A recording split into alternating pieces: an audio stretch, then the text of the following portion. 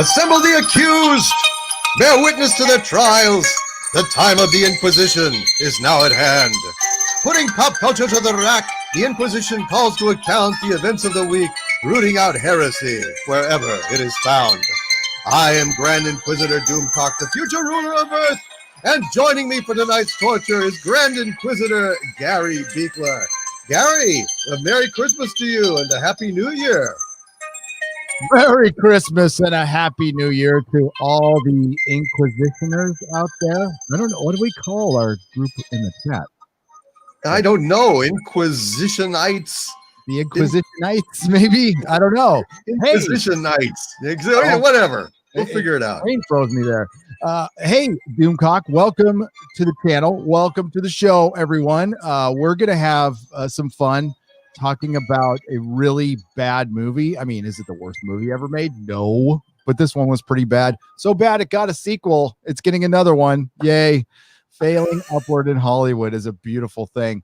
And yes, we're going to discuss Wonder Woman 1984, probably a little Star Wars. And you know what we're not going to discuss tonight? And I hate to disappoint anybody, but neither Doomcock or I watched Star Trek because I didn't want to ruin my fracking Christmas. So there's nothing to talk about. Maybe we'll be back to it next week, but we'll talk about The Expanse. We're going to talk about The Expanse because oh man, that was something. That episode was great. But yeah, we're gonna start out with Wonder Woman 84, and I hope everyone had a great Christmas. And we're still in the holidays, and my recommendation would be to not watch the film. Life is too short. Spend some time with your family. Take the ball out and throw it with your son, or it's 2020. You could take the ball out, throw it with your son or daughter, right? Go on a bike ride, mow the lawn, pay some bills, paint the house, do anything but watch this movie because it is boring. It is so boring, and I've seen it twice. So I don't ever want to see it again. I saw it twice. I know it was through a miscommunication with Mrs. Nerdrotic because I told her to watch it while I was doing my show on Friday, and she didn't because she thought I would want to watch it with her. And I know I told you to watch it because I didn't want to see it again, but we saw it again, and it was good to get the female perspective because she thought it sucked more than I did, to be honest with you. So that was good. Wow. Her big takeaway was there wasn't enough Chris Pine without his shirt on or some nonsense like that. But what there wasn't enough of is actual Wonder Woman. I think you would want Wonder Woman in your Wonder Woman movie, maybe. That's kind of a weird idea, Gary. Typical of the patriarchy to want to go ahead and feast your eyes on the glamorous gorgeousness of Gal Gadot. Oh, but wait a minute. But it is a movie called Wonder Woman. So, I mean, and you're kind of supposed to want to see Wonder Woman, aren't you? I'm confused. What is the proper woke response here? This is a movie that, honestly, its wokeness seems a little bit confused, which I think is a plus for it, to be honest. I mean, it's not nearly as woke as, say, some garbage like Ghostbusters 2016. I mean, that, or a lot of these like Star Trek Discovery or any of these fucking shows. Wonder Woman 84 is a curious thing. It's a weird movie. And yes, it is boring. Now, I mean, it is. Wow. I mean, the first 20 minutes of this thing, I actually enjoyed. We had like the scene on Paradise Island where young Diana is running a race. And aside from some of the worst CG I've seen in a long time, oh boy, somebody needs to fix the gravity algorithm on that rendering machine, because holy smokes. That the effects were laughable pretty consistently through this movie, the effects. And that's not what you would expect. I mean, usually at least they get the effects right, but the effects are kind of almost charmingly laughable, like not since, 70s and 80s wire fu where we gotten effects this cockeyed. So we've got this long race on Paradise Island or whatever I think it's Paradise Island, isn't it? I forget what it is. Anyway. Themyscira. Paradise Island, Yeah, and that was okay. I mean, all right, young Indiana Jones, whatever. And then we had a scene in a mall that I swear to God, I mean, it really harkened back for me to like Superman 2. Just the level of effects and the fun of it. It was fun. I like that. I actually thought that was good. And then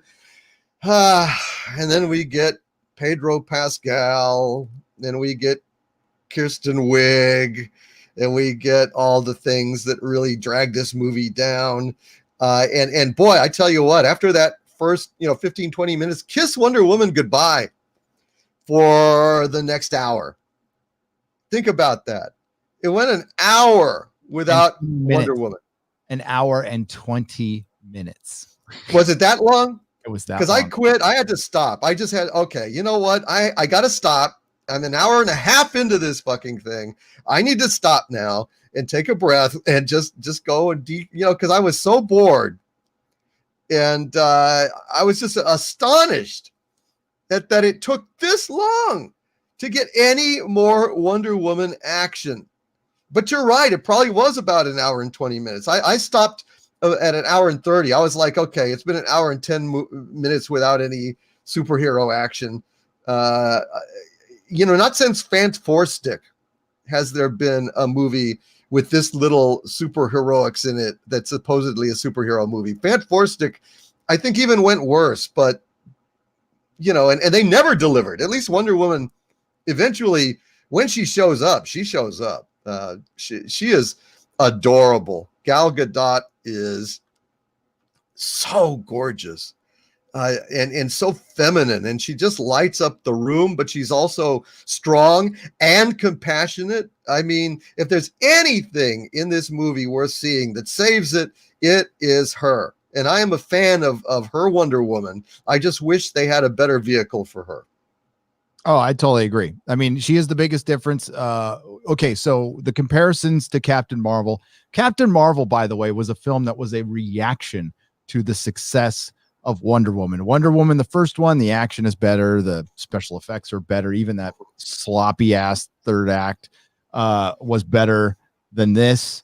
Unfortunately, they fell into they took a step backwards. They fell into the tropes of Birds of Prey and Captain Marvel with the very light, but it's there, misandry, and the mixed messaging with the feminism. You could tell this thing was reshot, rewritten to hell. Okay, I'm going to try to do this off the top of my head. Its original release date was November 1st, 2019, and then it was June 5th, 2020. Then it was August 14th, 2020. Then it was October 2nd, 2020, and then we finally got it on December 25th. It was supposed to be at Comic-Con in 2019. That was pulled along with the entire Warner Brothers slate right after Jar Jar Abrams was signed at Warner Brothers. Jar Jar Abrams and his wife pushed out Kevin, not Walter Hamada, but Kevin, I'm forgetting. It's a Japanese last name. I'm sorry. He was a CEO at Warner Brothers that had to leave for them to sign. Wow. After they forced him out, and that's not just me saying it. This is a not a Hollywood Reporter article. They forced him out. Then all of a sudden things start getting reshot, blah, blah, blah. And they try to distance this thing from the billion-dollar predecessor, which makes no sense whatsoever. And they tried to make it as unlike it as possible while keeping two of the best, or what they believe are the best elements, Patty Jenkins, Chris Pine, and Gal Gadot. Gal Gadot, if you compare her, I mean, Captain Marvel should have been cast by a woman with the prowess of Gal Gadot, with the grace, with the class, not some spazzy 17-year-old who doesn't wash her feet. And that's Brie Larson, who has been dethroned as the most hated woman on the internet by Amber Heard. I completely agree with Jeremy from Geeks and Gamers. But it's not enough to carry this film. Yeah, she's great. I mean, there's nothing wrong with her as Wonder Woman, and Chris Pine is great. And he's great as Steve Trevor. I think he's a terrible Steve Rogers but I think he's a great Steve Trevor. And they have obvious chemistry. And unfortunately, the best scenes in this movie are the little rom-com scenes, which is a bit of a problem when you're watching a superhero movie. Yeah, I know, man. Oh, geez. I mean, I tell you though, were you warmed? Were your cockles warmed when that scene that made me laugh my ass off in the cockpit when she's like, "It's amazing how you can fly," and he like, "Well, it's just a talent I have." Yeah. You catch the air and you feel the wind and you just sense when to rise. Is it really the plane's got nothing to do with it? It's just like, and then later on she can fly from his instructions. From guys. his instructions. From his instructions. Well, that's all it took. She figured out how to make the jet invisible because she remembered her dad, made Themyscira invisible. I mean, I watched my dad work on a motorhome. I'm not going to go try to work on a freaking motorhome because I watched my dad do it. The only thing I learned was like a few cuss words. That's about it. But okay. And we'll get to that. The beginning scene with young Diana. I don't know. I thought it went on way too long, and it felt like a contractual obligation to keep Robin Wright and Connie Nielsen. Is that her name? I can't remember. Yeah, I don't know. Weren't they? She was in Devil's Advocate, right? I think she was. I don't remember her. With Charlize Theron. Great movie, dude. Oh my God. I love it. Yeah, that is a good movie. It is. Yeah. And Robin Wright, I mean, she looked great. Oh my God, did she look great for that little scene, but it went on way too long. And yeah, everybody is as light as a feather. There's like no momentum or gravity or anything to those. No, it was terrible. That was bad CG, man. Bad CG. But the worst was yet to come, but we'll get to that. Yeah. And that whole scene was, so we learned that cheating is bad, telling the truth is good. That was the whole reason for that scene. Right.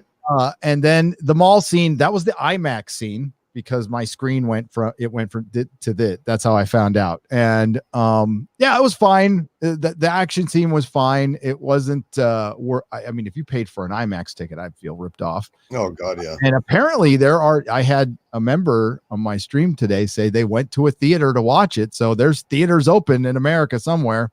But the entire country of China can watch it right now, and they didn't want to, but they can, and that's a story for another day. But after that scene, where the robbers, we're going to spoil a little bit. I mean, yeah, we're going to spoil this. Sorry. They go and rob the little the truth crystal. After that, no Wonder Woman. She's all in her street clothes, and it becomes a rom-com mystery movie for like an hour and a half, and it goes down the road of like, it makes all the mistakes old superhero films made back prior to the MCU and the DCU.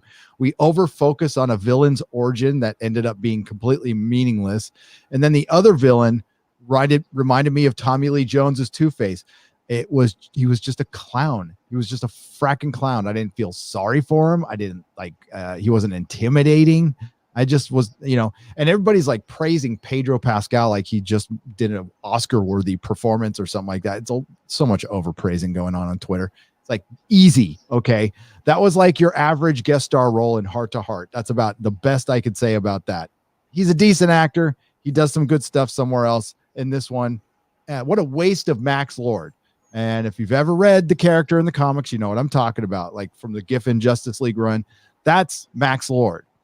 Right. Yeah. He did like Justice League International or something like that. He was, He started the Justice League after the Crisis. Right. I mean, been a decade since I've read it. He wasn't a villain. He was complex. He's complex. He turns into a villain. He's a complex character though. But this was not complex. It's not complex at all. And Cheetah is a good villain that's completely wasted. And just to answer your question, because I know everybody is wondering out there because of Cats last year, is there going to be a butthole cut of Wonder Woman 1984? I don't know. I was asked about it a couple times. I say sure. Why not? As soon as we get the Cats version, we'll get the Wonder Woman 1984 version. But like nothing happens. They get this wish wishing stone, but I forgot what it was called, and I've watched it twice and I don't care. And it acts like a monkey's paw. There was some spoilers out about a year ago on Reddit. They were, I think, damn near 100% correct. For anybody who disses Reddit, that's what I love to say. I remember pretty much every season of Game of Thrones after season 2 being spoiled on Reddit, like perfectly. And whoever had the plot from a year ago, they were pretty spot on from what I remember. I don't know what they've reshot or anything, but it acts like a monkey's paw. So if you make a wish on it, it takes something from you. It grants your wish, but it takes your most valuable possession or something like that.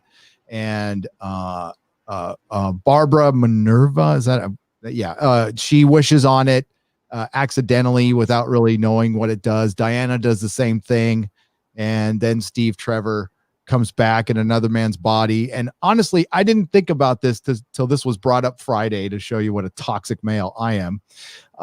When Steve Rogers comes back, it's like Quantum Leap. So she sees Steve Rogers, but nobody else does. He's in somebody else's body. So he's taking this body for a ride. What this guy's doing during this time, who knows?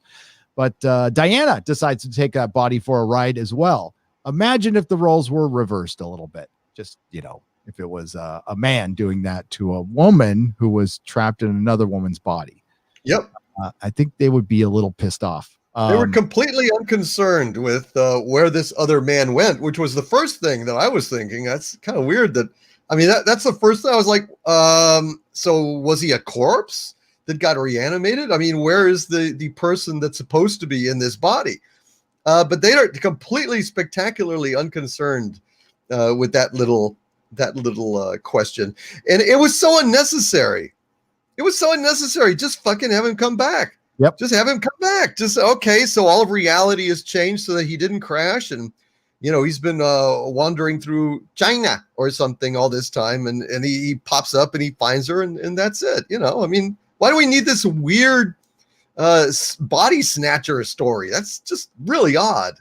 It's very odd because you're right. So that's the biggest fundamental problem with this movie, aside from the boringness of it, is the flaws in logic.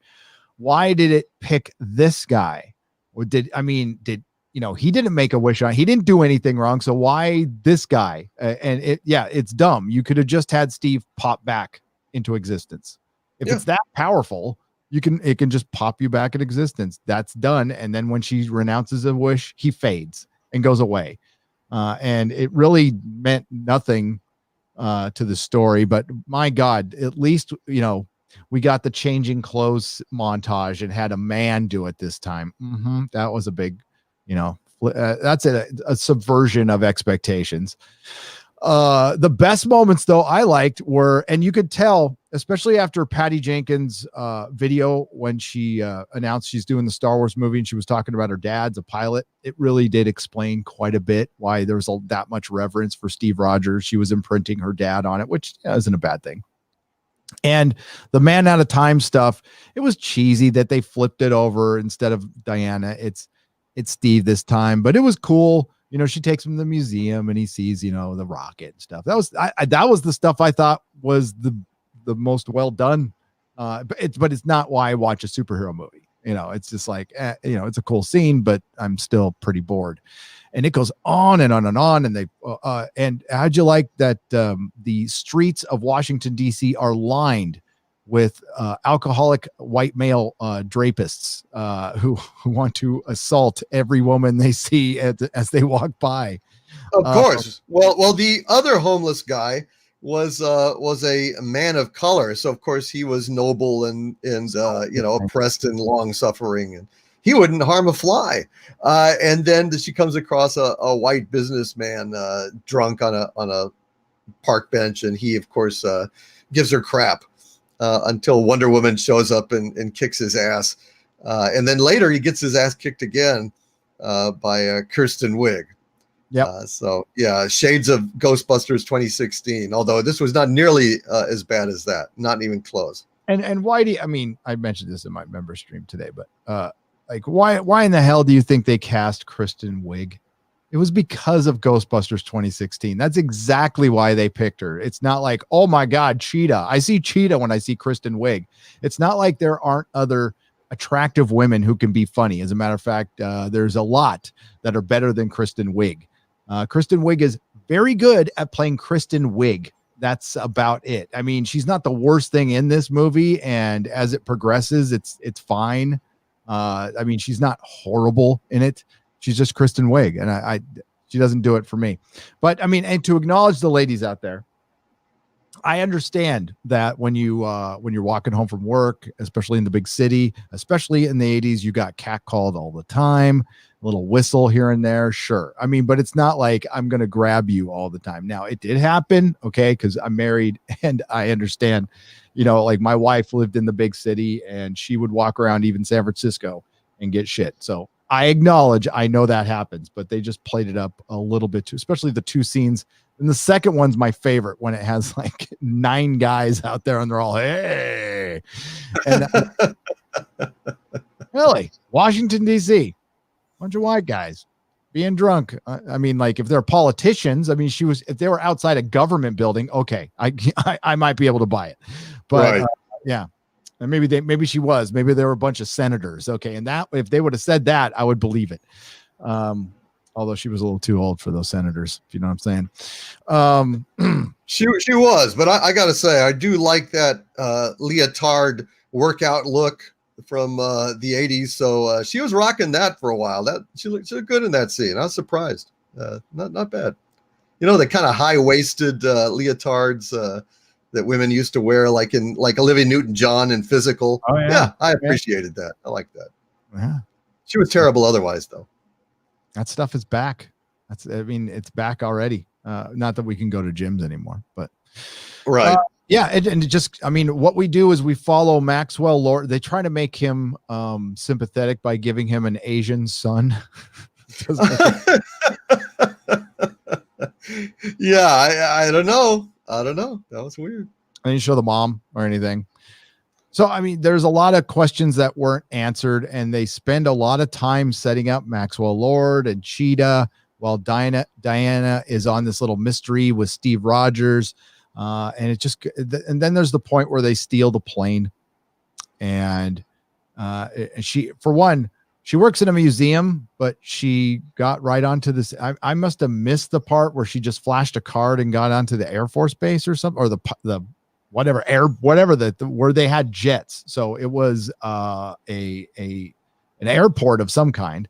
And well, dude, I mean, she worked at the Smithsonian, right? Well, okay. I mean, well, my impression, I mean, maybe I'm wrong, but my impression was that they stole one of the planes from the Smithsonian. That it was parked outside as an exhibit, but it's fully fueled and powered up and okay, sure, and ready to go, which is even more absurd. It's even more absurd because I mean those planes can't fucking fly.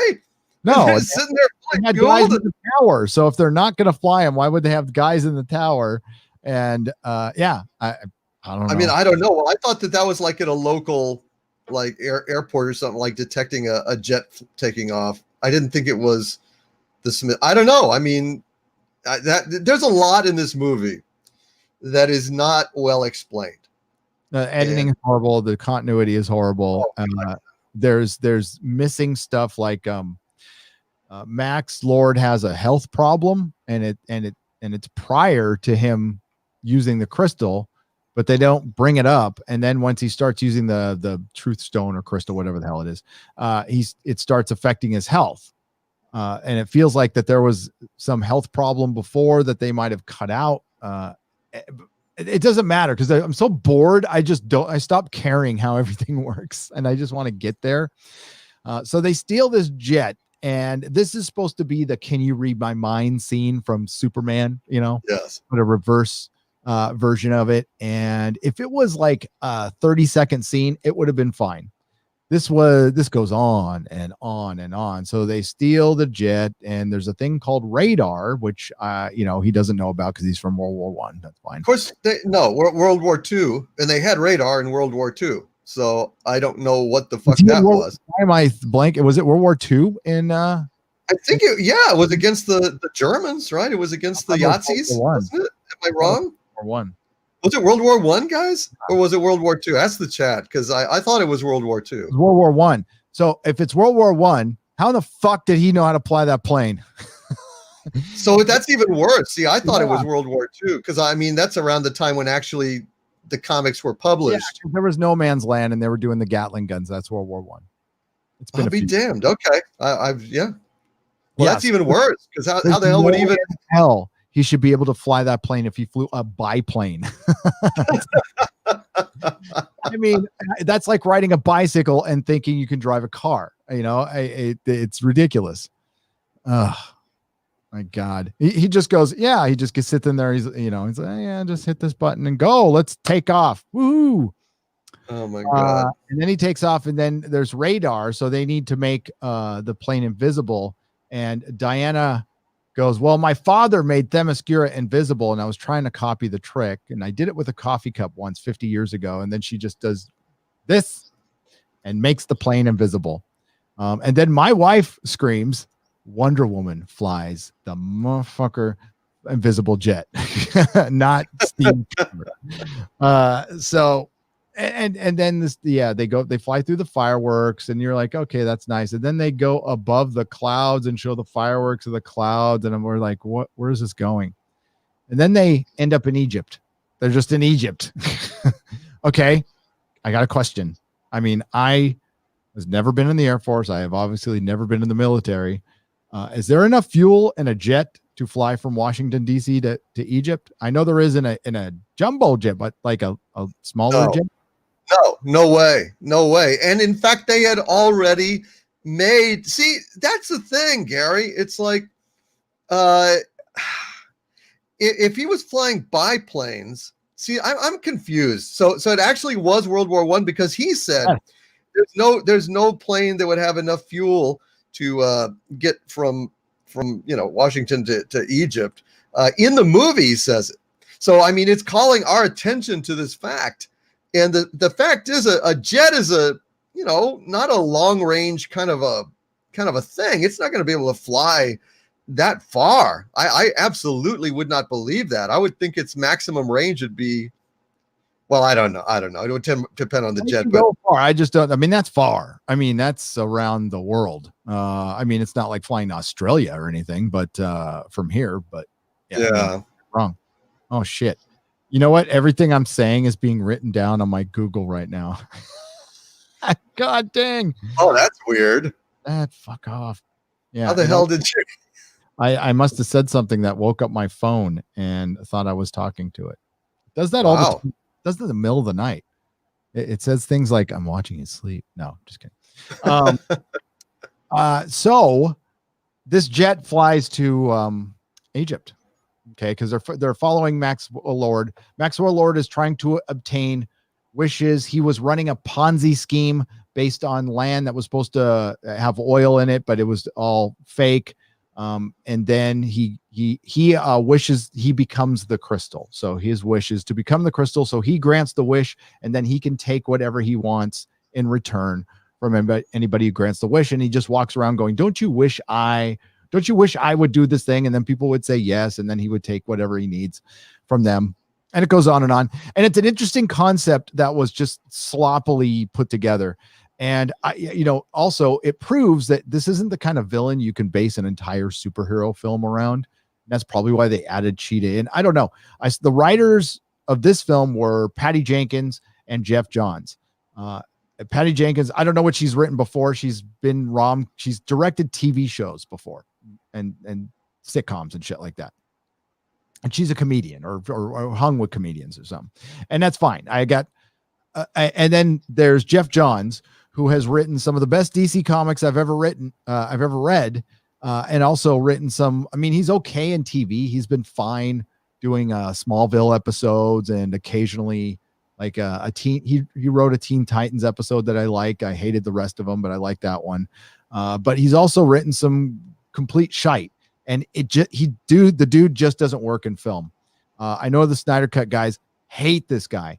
I think you got the guy wrong. I've never heard a bad thing about him. I don't think he's a backstabby type of person. I think actually probably too nice of a guy to make it in Hollywood, and he just doesn't really navigate the Hollywood politics very well. And he's going to be where Snyder was the fall guy for Justice League at first, and now things have changed, obviously. Jeff Johns is going to be the fall guy for this one for sure. And he probably just wrote the superhero action scenes. I have no idea. But I didn't see, I could be wrong, but I didn't see or hear that many DC Easter eggs. They tried to disconnect this as much as they could from the Snyder, which is so weird. From the Snyder cut now that, and now WB's all, we love the Snyder cut. What are you talking about? So Wonder Woman is probably going to be redeemed pretty, she's got 3 months to be redeemed. We're going to see her. And this is her 4th time as Wonder Woman. She's fucking great as Wonder Woman. It's such a waste to put her in such a hollow film and to really fall back on this. And again, light misandry shit. As far as woke is concerned, Doomcock's right. I don't see it. Patty Jenkins said that they partially based Max Lord on Trump. I guess if you really want to see it, you can. Other than being a reality star and maybe having him dress and look a little bit like Trump did in the 80s, not much, but a little bit. And then, of course, there was the horrific wall thing, which was, I think, this is a case of outwoking yourself to where the woke is on you. What Maxwell Lord does is he goes to Egypt, and there's a prince or somebody, and he owns a bunch of oil, and he wants him to wish for something. And the guy wishes that all the heathens were off his land and he had his ancestral land back. And a giant wall goes up around Egypt, cutting off. And I don't know how the wall automatically separated the heathens and everybody else. I don't know how it worked, but it just popped up. And then the guy says, "Oh, I already sold my oil to the Saudis." So Max Lord is all, shit. I'll just take your security guards and I'll go find some more oil. And he leaves that guy alone in a walled up country, where he'll be torn apart. Then he takes off, and then, we get this big scene that you all saw on the trailer that's trying to rip off Raiders of the Lost Ark. Truck? What truck? Dun, dun, dun, dun, dun, dun, dun. Favorite fucking scene. And they, you could tell it's shot in a freaking green screen. I mean, lighting. You people make thousands of dollars. Some of you make hundreds of $1,000s, hundreds of thousands. Some of you make millions. And that CG was a joke. So you're in a daytime scene where the sun it's at noon. So it's at 12 o'clock. The sun is right above you. So where do the shadows go? The shadows go below you. They go below you. They don't go to the side like lights coming from this side, unless there's something it's reflecting off, which it couldn't be because it was desert on both sides. So you clearly see like the shadow on the side of Wonder Woman's face, and like when she's running, and dude, no momentum again. She was just, her legs were like floating. She looked like the Roadrunner. That's what I was thinking. It really was. It was like the Roadrunner. It was a joke, man. The physics in this movie are a joke in terms of special effects. I mean, they do not look for any level of realism here. But one of the worst moments in the movie comes in this scene when Steve Trevor is about to get shot. Like the bullet is heading right for him in the truck, and she lassos the bullet with her lasso. I repeat, she lassos the bullet with her lasso and saves him. Can you imagine? Can you imagine lassoing the bullet? I can imagine Superman stepping in front of the bullet or catching the bullet, but whipping a lasso, which has to travel then faster than the bullet, a lot faster than the bullet, to overtake the bullet at the last minute. And then it just wraps around. He just wraps around it and gets it. Wow.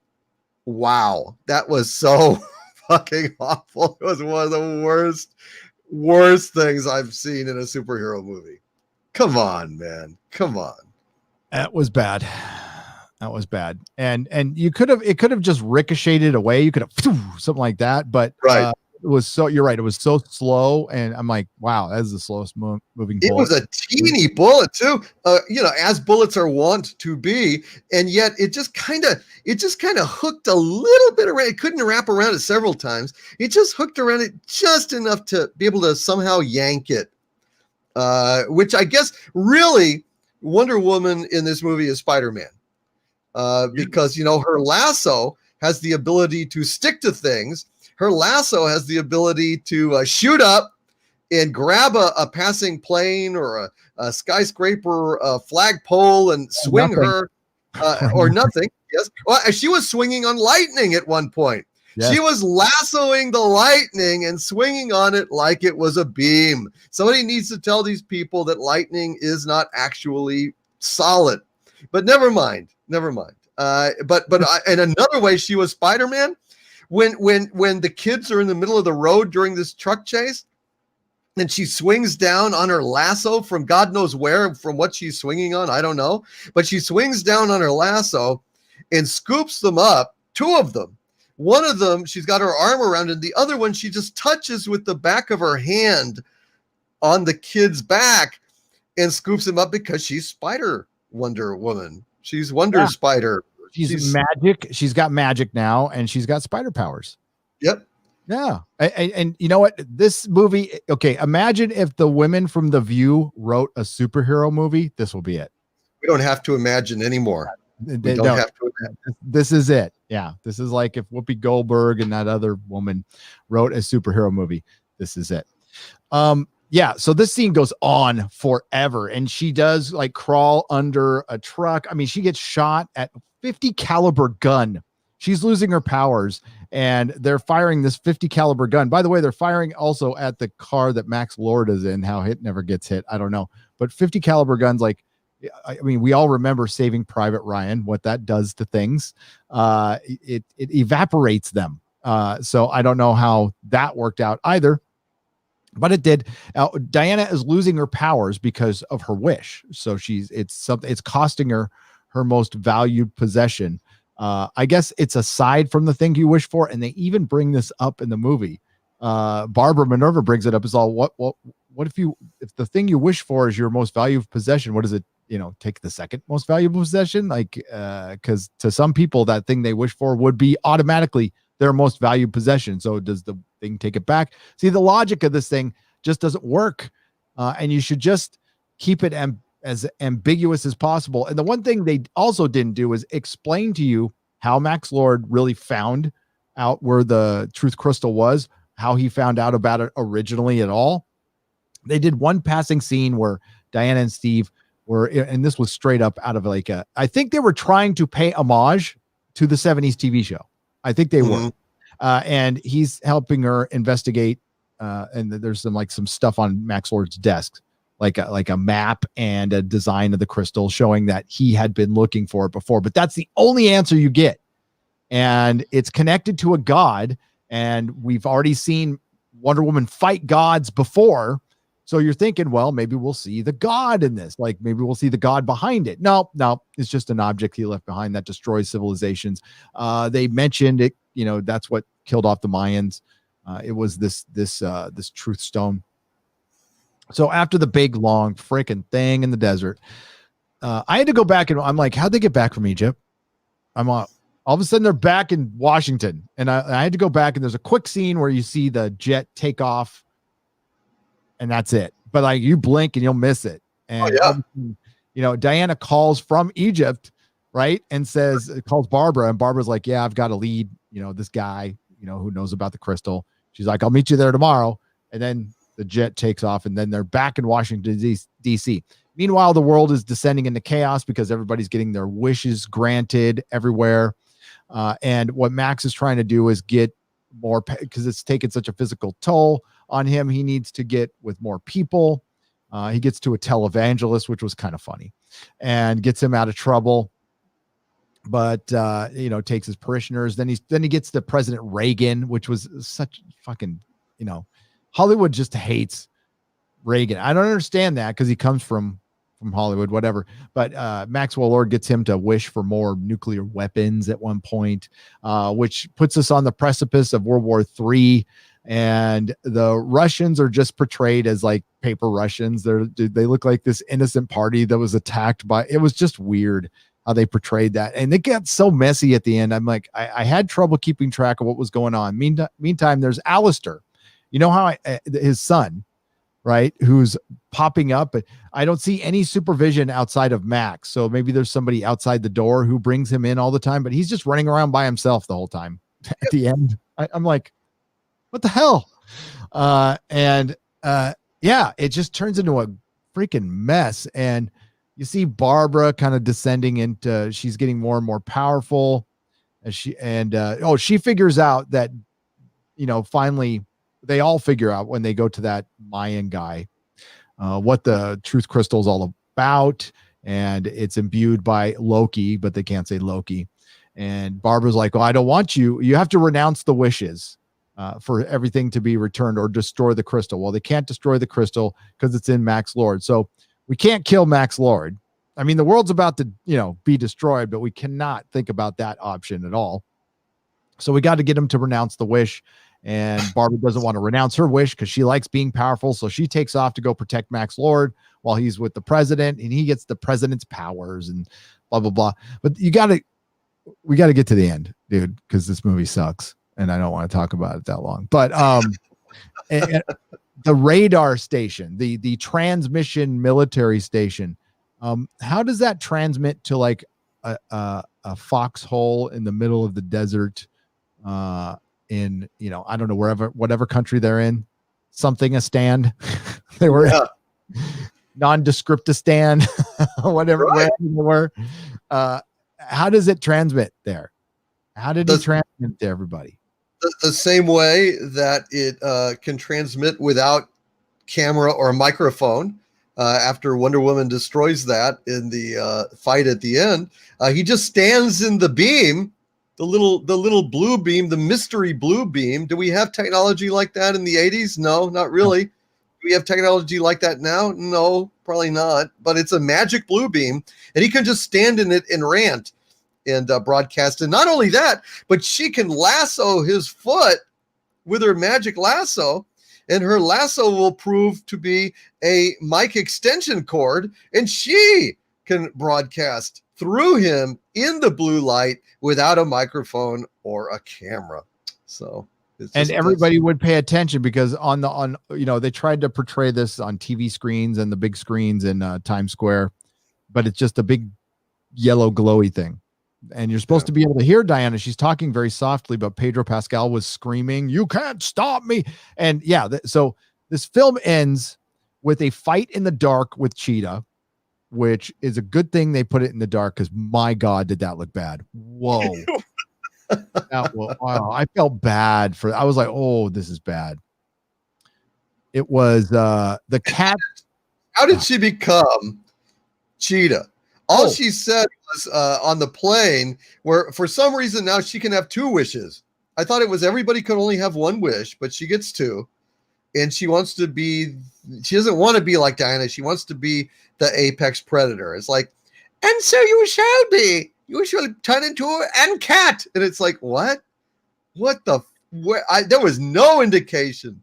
No, what the actual F was that? Yeah. So Barbara Minerva goes through the whole. I don't know if I got the last name right, but she goes through the whole movie as Kristen Wiig. And yes, there's a plane ride where she talks to Max, and Max says like, I'm going to rebuild my body one organ at a time. I'm feeling generous. What do you want? She's all, I want to be the apex predator. So he's all, okay. So he can now grant. Yeah. So the stuff he wants, he can now pass it on to people apparently, which is another change of the rules. And then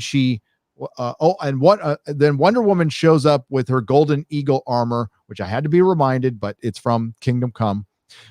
And it belonged to another Amazonian who sacrificed herself when all the men wanted to enslave the Amazons, and they were basically the 300 from Sparta, attacking a character in this armor, and she apparently found the armor intact somewhere, and she just mentions it in passing, and all of a sudden she takes it. Although she's fully powered, there's no real explanation why she puts on this armor. She just does. to sell an action figure. Maybe that was the best explanation. Did I miss an explanation why she put on the armor at the end? I mean, she needed it for Cheetah, but she didn't know she was going to fight Cheetah. She was surprised when she saw her. No, you were right. Well, she wasn't anticipating Cheetah, which is stupid. What a stupid plot point that is. But I guess she put it on just because Kirsten Wiig was as powerful as she was, so it might give her a little bit of an edge. Okay. Fighting her, I guess. I mean, it wasn't stated. That's the imaginary reason I told myself. So I don't know. You can take that or not. But boy, those wings didn't last long. She just shredded them. Old Cheetah did, and she just stands there letting her shred her armor. It's like, you sleaze my armor. I'm not going to stand here and let you tear at my armor. I don't know. It was so weird. This is a $200 million film, and those effects were $5. I mean, they were, if you saw them in the trailer, you haven't seen the movie, it's that bad. It's all shot in the dark. You can barely see anything. And by the way, Cheetah can flip around. And again, logic gets lost. So they have this big, huge fight, and Cheetah's kind of taking it to Wonder Woman pretty good. She's fucking up her armor, and Cheetah's swinging around on power lines that are active. And then she gets electrocuted in the water. It was just swinging on the power lines that were active. Now it just knocked her out. I thought it killed her. First of all, that's dark, but it didn't kill her. It didn't kill her. It didn't kill her. I don't know why Wonder Woman wasn't flying in that scene. I mean, now she knows how to fly because she remembered after she renounces her wish. And Steve is gone. She remembers how he taught her to fly, which is really not woke, because a man should never be able to teach a woman anything. I went right past that scene. We need to talk about that. Yeah. I mean, that wasn't woke. One thing that this movie did fairly and well is have Steve be useful throughout the movie. I mean, he is not like a manzel in distress. He gives as good as he gets and helps her, saves her. At one point, she's leaning on him like he's a crutch after she's wounded in the White House. So, again, I would argue this is not terribly woke. It's not. It's got feminist themes in it, but it's not bogged down by them because of the reverence to Steve. All the other men are shit. I mean, complete shit. And the whole message of Max Lord is bad fathers make more bad fathers, make more bad fathers. And of course, we don't bring up the mother in this situation at all because they're never responsible for anything. But what Steve was treated with respect. And I think that had a lot to do with, with Patty Jenkins, whatever. I don't know if she had a relationship with her dad. I don't know when he died or whatever, but I think that definitely had something to do with it. Yeah. But when, they have good chemistry. I understand why they brought him back. And like you said earlier, there's a million different ways you could permanently bring him back and just have him be back. There's nothing, just have him be back. But what they did at the end, though, ends up kind of undoing that in a way. They had what they did in the first movie with those two was great. And there was a good scene between them when he's saying goodbye. He says, listen, she said, I want to say goodbye. I'll never love again. He's all, no. You got a whole life ahead of you, and you've already said goodbye. I'm already gone. I'm already dead. And she walks away, and he says, wherever you go, I'll love you. And she says, I love you too. I renounce my wish. Then her powers automatically come back. And it's a good scene. And then she automatically heals, and then she runs down the street and jumps, and she starts flying. And then the symbolism of that, it can both be a decent scene, but you can't miss the fucking symbolism because it wasn't subtle. It was, once you renounce the D, you are free to fly. You are free of the shackles of the patriarchy. And I'm like, I started laughing. And my wife was wondering why I was laughing. I'm all, you didn't get that at all? She's all, what? Yes, of course. The penis is a prison. My wife is funny. So we were laughing through that scene where we probably shouldn't have, because it was the part where she was like raging and running. That was cool. It was the all of a sudden I can fly part. I'm like, whoa, where is this going? And now but is it flying or gliding? Because how did she get up there? She jumped really high. Well, no, she whipped her lasso, and I guess she treated it kind of like Thor Mjolnir, because it's Thor like throws Mjolnir, and that's how he flies. Right. So maybe the same thing. I don't know. Yeah, I don't remember. I mean, it's a bit of a haze, but I don't know. She seemed like she could. Seemed like she could fly. I mean, towards the end, remember she just shot straight up in the air. Yeah. She started doing the Superman stuff, and she can fly. She can fly. It just went on too long. I mean, like, fine, have Wonder Woman flies. It's fine. I don't care. But it just went on way too long. And then back to that battle scene at the end. So after she fights Cheetah, right? Which was, they needed to have that fight there because the finale of the movie is talking somebody out of something. Yes, that's it. It's Pedro Pascal screaming at a light and Diana talking him down. That's right. And what kind of villain renounces his villainy and ends with him hugging his kid? I just He doesn't go to jail. What happened to Cheetah? She stops being Cheetah. Did they leave her there? I don't know. And then Max Lord ends up back from wherever the hell he was. I don't know how he got there so fast, back into Washington, and he happens to just run across his kid who's hiding in the woods somewhere. Yeah. He's just like, he knew. It's just like, hey, I hope I get lucky. I'm heading down to the park. Yeah.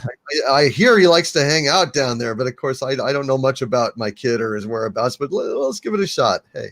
And there he was. Good guess. Good guess. And then Diana looks at a balloon and the movie's over. No, there's a couple things that happen, but that's how it ends. She looks at a balloon and the movie fucking ends. But she decides to flirt it up with the guy who Steve was taking for a ride a little bit. Yeah. And they have a little conversation. Then she looks at the balloon and the movie ends. Yes. And she's smirking at him thinking, I've seen you naked, but you haven't seen me naked. He's gonna poor guy. Is there something familiar? And I know that's kind of a bummer. That would suck to slept with Gal Gadot and not be able to remember. That's just even meaner than never sleeping with Gal Gadot at all. Like Dante's seventh layer of hell shit right there. That's mean. And there's a mid-credit scene where you find out who the Amazon warrior with the armor was, and that was cool. I like this scene. This was probably my favorite part of the movie, was Linda Carter coming back and looking great. And that was cool. I like that a lot. But I'm a fan of what my dad used to, my dear old dad, who's passed away 20 years this year, his favorite show was Wonder Buns. Wonder Buns was his favorite show. He watched, I don't think he cared one bit about the plot. I don't think he could have told you one story, but he saw every episode. He watched it. Yeah. She was something. She was gorgeous. And Gal Gadot is a very, very worthy successor. No doubt about it. I mean, she's not stacked like Linda Carter, but her beauty is just astonishing. Like I said, she's graceful. She's classy. She's a classy dame, that one. So I think she's likable. I mean, there's and that's important. When they cast Brie Larson for Captain, I don't know what the fuck they were thinking. As like, let's find the most annoying actress we can find for this role that we need to win a lot of people over with. Oh, Brie Larson, that's good. Yeah, they were looking at the list and saying, fucked up feet, flat ass, check. Yep. Yeah. God. Oh, Marvel. I want DC to succeed. That's my desire. I want them to make good movies that we all enjoy. I know they've had a choppy history because this studio, Doomcock, you've been a comic fan a long time. Warner Brothers has never figured out what they have. They do the same thing with their cartoons. They own all these properties, and they've mistakenly, fallen into hits with Nolan in the past.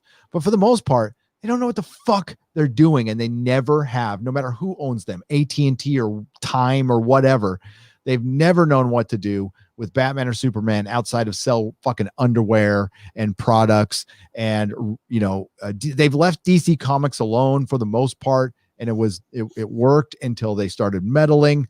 Then they let all the SJWs in, and now we're on the precipice of the apocalypse of comics. A third bloodbath is coming to DC in about a week. And Oh, really? Oh God, they're probably going to quit publishing altogether by the end of the year. And if they do publish, it will be through other publishers. They'll farm them out basically. And it's over for the pamphlet basically. And DC is going to be the one to do it. And that's their source material. So they can't be fucking up their movies because that's what they need to make the most of money of. Now they announced a Wonder Woman 3 sequel today. I know. I think that's marketing. We'll see if that actually works out or not. One of the things I was wondering is why didn't Warner Brothers wait till after Wonder Woman to announce their entire schedule on the streaming service? And the answer to that is they're desperate and they're $160 billion in debt. That's exactly why they did it. They need it to work. They know the theaters aren't going to be open and they know they're going to have a streaming service. So they might as well go for broke and see if they can get as many subs as possible. And I'm sure it worked. I'm sure they got subs. They didn't charge any extra for this movie. They are to be credited for that. I like that. That's good. And that's going to be something that sells me on it. If I'm going to be able to watch all these movies for the subscription price, sure. I don't know how you pay for a $200 movie, $200 million movie with this though. I don't know how that continues. We'll have to see. The theaters you can't, man. You can't do it. I mean, how many people are going to subscribe just because of that? It would have to be a lot to make it worthwhile. I mean, movies like this are costly, although they didn't spend too much on special effects this time around. Apparently, I guess not. That's good. But holy crap, man. I mean, how many people are subscribing because of Wonder Woman 84 that wouldn't have already been subscribing? They already have a big subscriber base for HBO. But they didn't transfer over. Yeah, this is not a sustainable marketing model. I mean, this is really just kind of a default because they had these bunch of movies that were just sitting there gathering dust, I reckon. I mean, but moving forward, is this something that actually can work? Or is this really kind of, the end of the cinema as we know it? Because, Jesus, no more blockbusters. No more blockbusters again. I mean, didn't I read something about they were trying to put a positive spin on Wonder Woman 84 in theaters, trying to say that it has the biggest post-COVID gross of any movie. It made 16 million or some shit like that, which is like, huh? Really? Wow. That is, I mean, I that's off the top of my head. I just glanced at the article, but listen, they got to try to spin it as much as they can. And that's the interesting thing about this new era is the democracy of the box office is gone now. And there's a lot to be said about hiding your numbers. And the only way we're going to be able to judge if anything's a success is if we're talking about it, like I know Star Trek Discovery is not a success because nobody fucking talks about it. They can throw out whatever fucking numbers they want. And they don't. You notice they don't throw a lot of numbers out because they have to tell the truth when they throw out those numbers. They cannot be lying. Now they can fudge it as much as they want and they can count canceled subscribers and stuff, but they can't outright lie. But they're going to be able to hide a lot. So we're not going to know. And that'll be interesting because, like Doctor Who, they would still be trying to they're trying to push Doctor Who as a success. And dude, we're like, if you guys do see your ratings, right? I mean, your ratings are shit. Nobody likes your show, but you keep acting like there's nothing wrong here. And I don't know how long you can keep doing that with the public because we can see this stuff instantly now. So it depends on your tolerance for bullshit, I guess. Yeah. We're going to read some super chats from for Wonder Woman or whatever came in after Wonder Woman. And we'll get to our next subject. But overall, okay, so what would be your punishment for Wonder Woman 1984?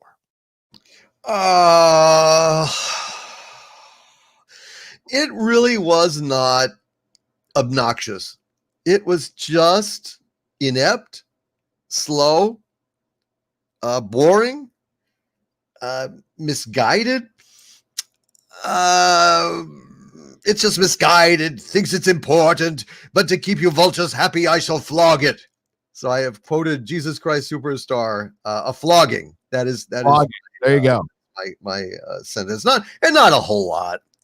Like 10 lashes or something. It's not even worth. It's just it's just so lame, dude. It's just so lame, but not really that woke. Although there was feminism in it that was kind of, but it was so passive aggressive and redundant. I mean, the scene where Kristen Wiig like kicks a couple of times the harassing white guy in the suit and tie. It was almost perfunctory. It was almost phoned in. I mean, we've seen this scene so many times in these movies, and it was just like, okay, and here's the obligatory guy gets his comeuppance scene, and okay, yeah, I don't know. That's all I can really work up in terms of animus. I mean, and it gave me a few laughs because it was so inept. What do you think? Yeah, I'm not worked up about it or anything. I think it's just a garden variety average bad movie. It's boring. Yeah, there's a little feminism. It's not that woke. It's way too fucking long. I will never watch it again. I will not own it. And I love a lot of superhero movies, and I forgive a lot of superhero movies. I don't ever want to see another second of this again. And it's a waste of a great Wonder Woman. Warner Brothers has arguably, I mean, some of the best for their top three for the Trinity. I love their casting. Love it. Now, Ezra Miller can go. Jesse Eisenberg can go. But everybody else I am completely cool with their casting as far as the Snyderverse goes. Pretty soon we're going to have a Jar Jar Abrams Superman, which I'm sure will give I'll get a lot of content. I'm sure you will too, because I'm going to fucking lose my shit. But Henry Cavill is a great Superman. Gal Gadot is a great Wonder Woman. And yes, Ben Affleck is a great Batman. It's a great Batman and damn good Bruce Wayne. And I would like to see all three of them get respect, get their time, let their get competent directors to come in and see their visions all the way through without any studio meddling. And I think they could make a lot of money if Warner Brothers would just back the fuck off. They never do, though. They don't know. I mean, again, like I was saying earlier, they have the best cartoons, and they can't fucking figure that out. They have some of the best heroes, a catalog that's equal to Marvel. Now, a lot of people say superior, but I'll say equal. And they never know what to do. They could do a shared universe. They could have done it in the 80s. What's taking them so long? They didn't even have the vision to do that. Mm-hmm. You know, they were thinking about having a crossover with like Michael Keaton and the Superman Returns with Burton and stuff, but they never really did it. And that fans would have gone crazy then. Yeah. So, you're dealing with people who don't understand fandom, will never understand fandom. And that's an unfortunate thing. And then you have a corporation that's got an itchy trigger finger and that's feeling very nervous because there's somebody coming to bust their kneecaps. It's called a federal government. Yeah. And I mean, well, you get that much in debt. Pretty soon, Rocky Balboa is going to come by. Mr. God says to break your thumbs, you don't pay him back the $120 billion. I didn't want to break his thumbs. He said he was going to pay it back. Let me do the thinking, all right, Rock? Let me do the thinking, all right? God damn, some movies so good. I had some time watching those, man. By the way, I agree. I'm just a few lashes. Patty Jenkins is not the next coming director. Just name a director. She's not the female Spielberg. She's not the female Donner. She's just Patty Jenkins. And we'll see how she does with Cleopatra and the Star Wars movie. And we'll see if she even directs Wonder Woman 3. My guess is she doesn't. She produces it. We'll find out. Well, I just hope somebody else writes it. Oh, God. Somebody else writes it and get some special effects guys. Get some guys that know about gravity, that have lived on Earth at least most of their lives and understand how things fall and land. It would be good. I don't know. Maybe that's sexist of me or phobist or whatever to have a prerequisite of a terrestrial that understands gravity. But I don't know. I'm old fashioned that way. Yes. that is okay. I'm looking for if anybody even has comments for Wonder Woman 1984. Here we go. I don't know what direction this goes in. So, yeah, it's a fight. Hail Inquisition. You guys are now my Sunday night entertainment. Gal Gadot is one classy broad. She is. That's a classy dame there. She's got legs up to her neck. Yeah, she's gorgeous. Her eyes sparkle. It's amazing. Thank you, Louis the Plank, for $5. Roger Haynes for $1.99. He gives us a thumbs up. Thank you. Thank you. Captain Spire for $5. I'm at the point where Spock cross-circuiting to B is more exciting and riveting than most of these multi-million-dollar ball-busting blockbusters. Captain Spire, I agree. These billion-dollar blockbusters, I don't know. I've been a Star Trek fan and Doctor Who fan my entire life. They have never had the best special effects in the world. And I'm talking about the 60s and the 70s. I never needed that. I needed a good story. That's all I need is a good story. I do need to see my superhero in a superhero film, though. That's important. And that's kind of I mean, again, call me old fashioned, but that seems like a really good idea. I don't know. In costume, not in some little, Nancy Drew spy outfit, going around having a rom-com mystery with her reincarnated boyfriend in another body. I don't know. Jesus, was a misfire. This thing was a real misfire. And listen, when she's in her costume, she looks like fucking Wonder Woman, and Marvel is losing on this. If you've just look back over the last few years of Marvel, go look at the Wasp's costume, look at Ant-Man's costume, look at Hawkeye's costume. There's no difference. They're like these padded fucking motorcycle things that look generic as hell. There's nothing that stands out. Look at the covers of their latest Blu-rays. It's all this uniformity with everybody with their mask off now. And you can't even tell it's a Marvel fucking superhero movie anymore. And they're starting, this is the Disney-fying of it. And I knew this would happen. Everybody knew it would happen. The MCU was not started by Disney. They wouldn't know how to start something like this. If they were actually shown, they wouldn't know. That's why, it's great. As long as Jon Favreau's with Star Wars, you better fucking hang on to him, because if he's gone, that thing goes down the toilet. With Filoni there. It's you already see the MCU turning around, but fuck, Superman looks like Superman. Wonder Woman looks like Wonder Woman. Batman, the best cinematic costume is in Batman versus Superman. It looks like freaking Batman. It's gray. That's what it's supposed to look like. So, they did do some things right. It's identifying. You have to identify with your brand. You have to match with your brand. Iron Man wouldn't have worked for two things, obviously, Robert Downey Jr. and that Iron Man costume. Which is one of the last things Stan Winston designed, apparently, or had a say in the design anyway. Mansplainer for $9.99. The Expanse gives the most realistic depiction of us in space. No enlightened utopia, and flawed as ever. Still loving Tilly's mushroom friend. Beautiful. Tilly's mushroom friend is very good in The Expanse. Very, very good. Holy crap, was she good. Why was Wonder Woman not affected the same way Barbara was by the electricity if they are both at the same power level? Shouldn't she have had been knocked out too? Mr. Bentham? Yeah, I assume she's imbued with the, she's godlike.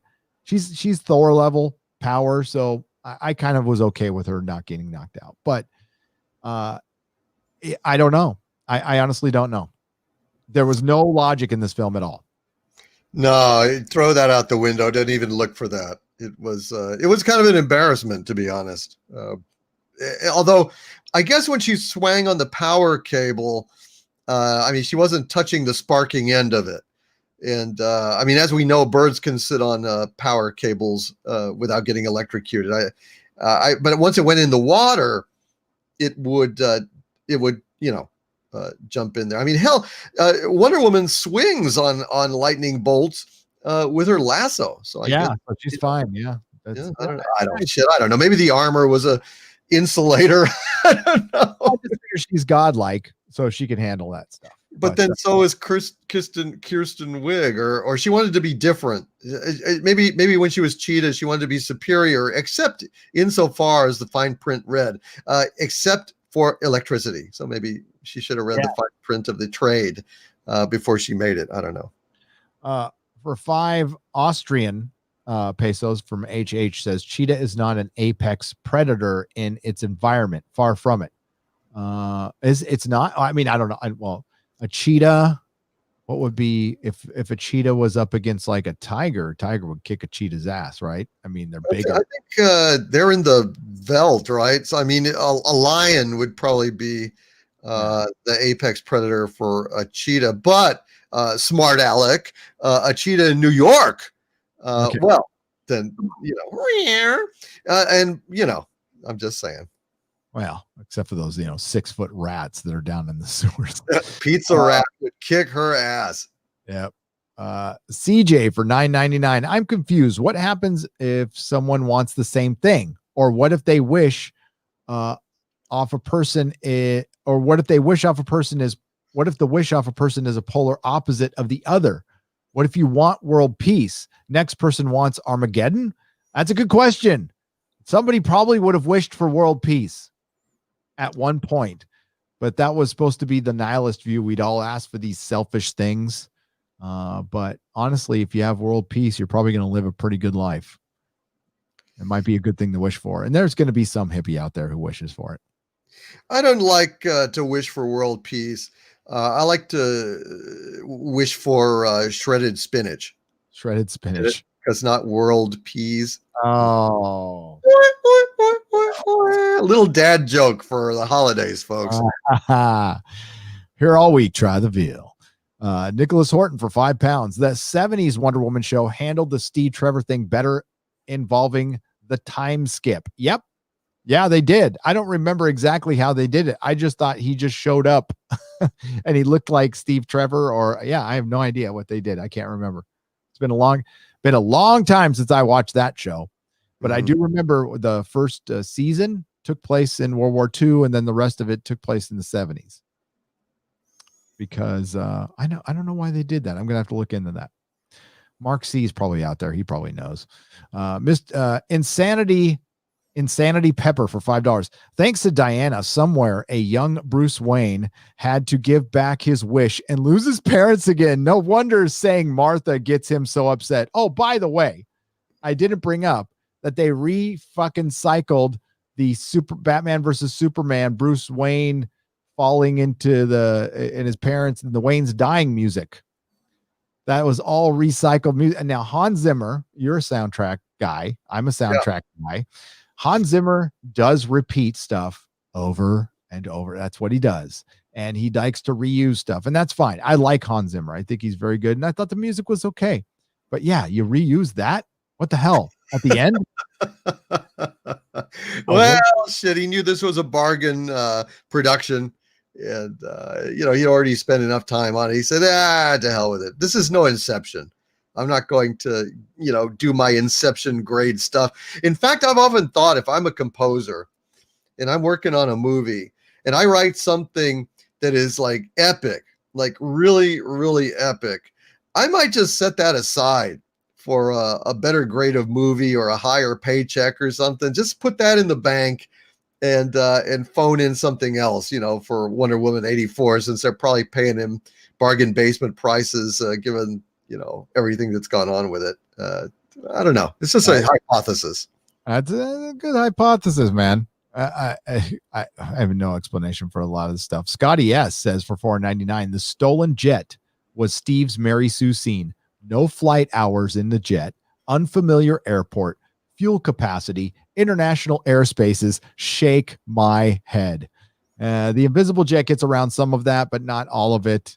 And how'd they refuel on the way back, Gary? Yeah, exactly. In the field that they were in. Right. And it was invisible. Can she make it uninvisible? I assumed it's just invisible. I don't know. Can she turn it on or turn it off? How are you going to see to refuel it? You get off of it, and then where's the plane? I don't know. Ask me. They barely, like I said, I had to rewind to go see how did they get back? How did they get back? And like everybody was complaining. Then I had to rewind because it was like me and the kids and the wife and the brother, my brother-in-law sitting around our Christmas tree watching this. It was cool how we watched it. I have this HD projector that I've never used. I bought it. I paid way too much for it a long time ago for my comic shop to replace my other projector, which I never used. So I broke this out for the first time in 7 years or something like that. And it worked. I watched it in a giant wall. So it was almost like watching it on a big screen, which was nice. Cool. It was such a shitty movie. We watched Die Hard after that, and that was much better. Oh yeah. Nakatomi Plaza. I'm on full Attack on Titan mode right now, and Doomcock's new pick reminds me of the Colossal Titan, says Ultra Raider 52 for $6.99. There you go. Attack on Titan is a trip. It's a trip. I haven't seen it, but I've been told I should watch it. You should. It's disturbing. It's really disturbing. These giant things come and eat people. These giant eunuchs run around and eat people. The Donut King for $5. All hail Nerdrotic, hail Doomcock. B-52 and SR-71 can make it. B-52s and SR-71s can make it. But was that a jet? A fighter jet? Yeah. I don't think so. Oh, the SR-71 bomber. Yeah. I mean, a bomber has to have long range capacity, but they still do have to get refueled in the air. Yep. From what I understand, but there's no way that it's just a fighter jet is going to be able to make that trip. I don't think so. Refueling in the air. That is crazy. It is. And like they do it like all the time. Mm-hmm. Yeah. 6 turning, 4 burning for $5.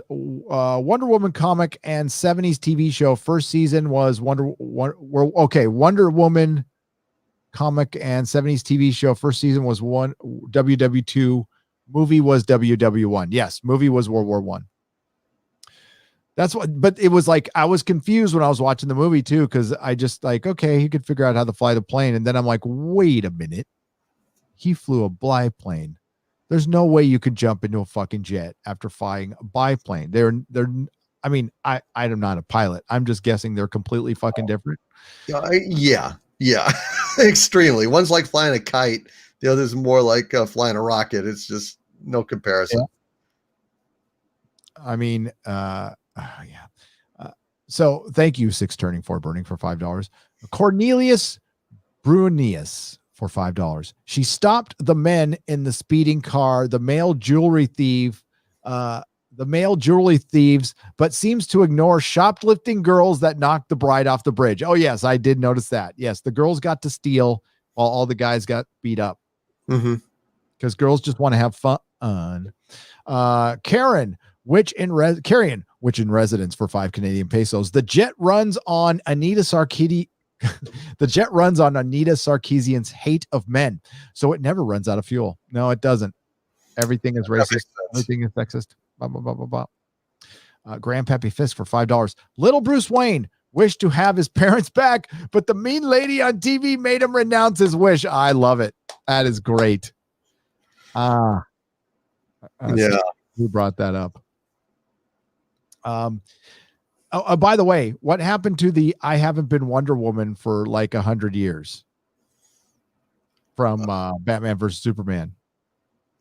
Oh, I don't know. I never watched Batman versus Superman, so I can't. She had not been Wonder Woman for 100 years. That was the only reason. Okay, this movie wasn't supposed to exist. They were only supposed to have the first Wonder Woman movie to flesh out Justice League. I don't think they thought in a million years that Wonder Woman would be the one that made $1 billion, but it did. Right. And because it was fucking popular and it was good, and that's fine. And then what do? They try to detach themselves as much as possible from the $1 billion movie. That is logic I don't get. I mean, yeah, sure, you shit can the franchise, but since then you've reignited the franchise, and quite frankly, it's the only fucking new thing you've got right now. You've got a Game of Thrones show that's coming out 2 years from now. And what else you got? Nothing. What's their other superhero movie coming out? Oh, this one I want to see. What? The Suicide Squad. Oh, right. James Gunn. Yeah. I'm looking more forward to that than any Marvel movie. Except for yeah. And the only other Marvel movie I'm looking forward to is from Sony. It's not from Marvel. It's Morbius. I think Morbius looks pretty good. Negative for $4 gives us a cupper. Thank you very much. Appreciate it for the $4. Steve Fernald says World War II, guys, but no, it's World War I for $2. Mr. Millennium for US, but thank you for $5. Question for you guys for the DCU video I'm writing. From your recollection, what was the reaction from people when MOS and BVS were announced? Thanks. MOS. What's MOS? Man of Steel. Man of Steel. Sorry.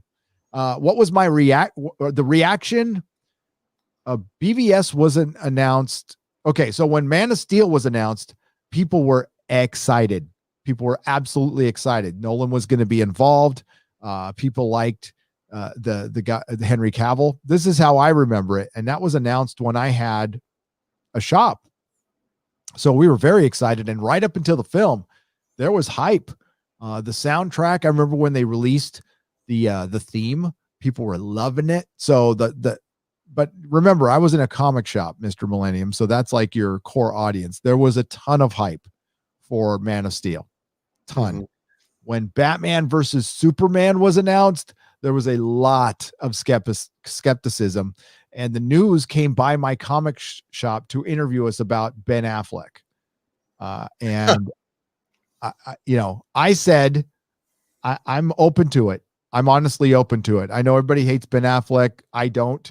I think he actually looks like Bruce Wayne. And the one thing that stuck in my head with Ben Affleck was I know for a fact he read comic books.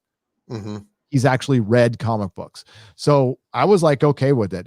But I don't remember there being a ton of excitement. I remember there being skepticism.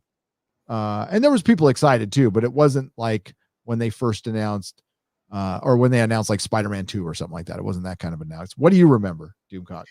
Not much. I mean, I don't terribly get excited about movie release news unless it's really something that I've been waiting for a long time or something. And it's just another Superman movie, another Batman movie. Okay, whatever. Well, we'll see.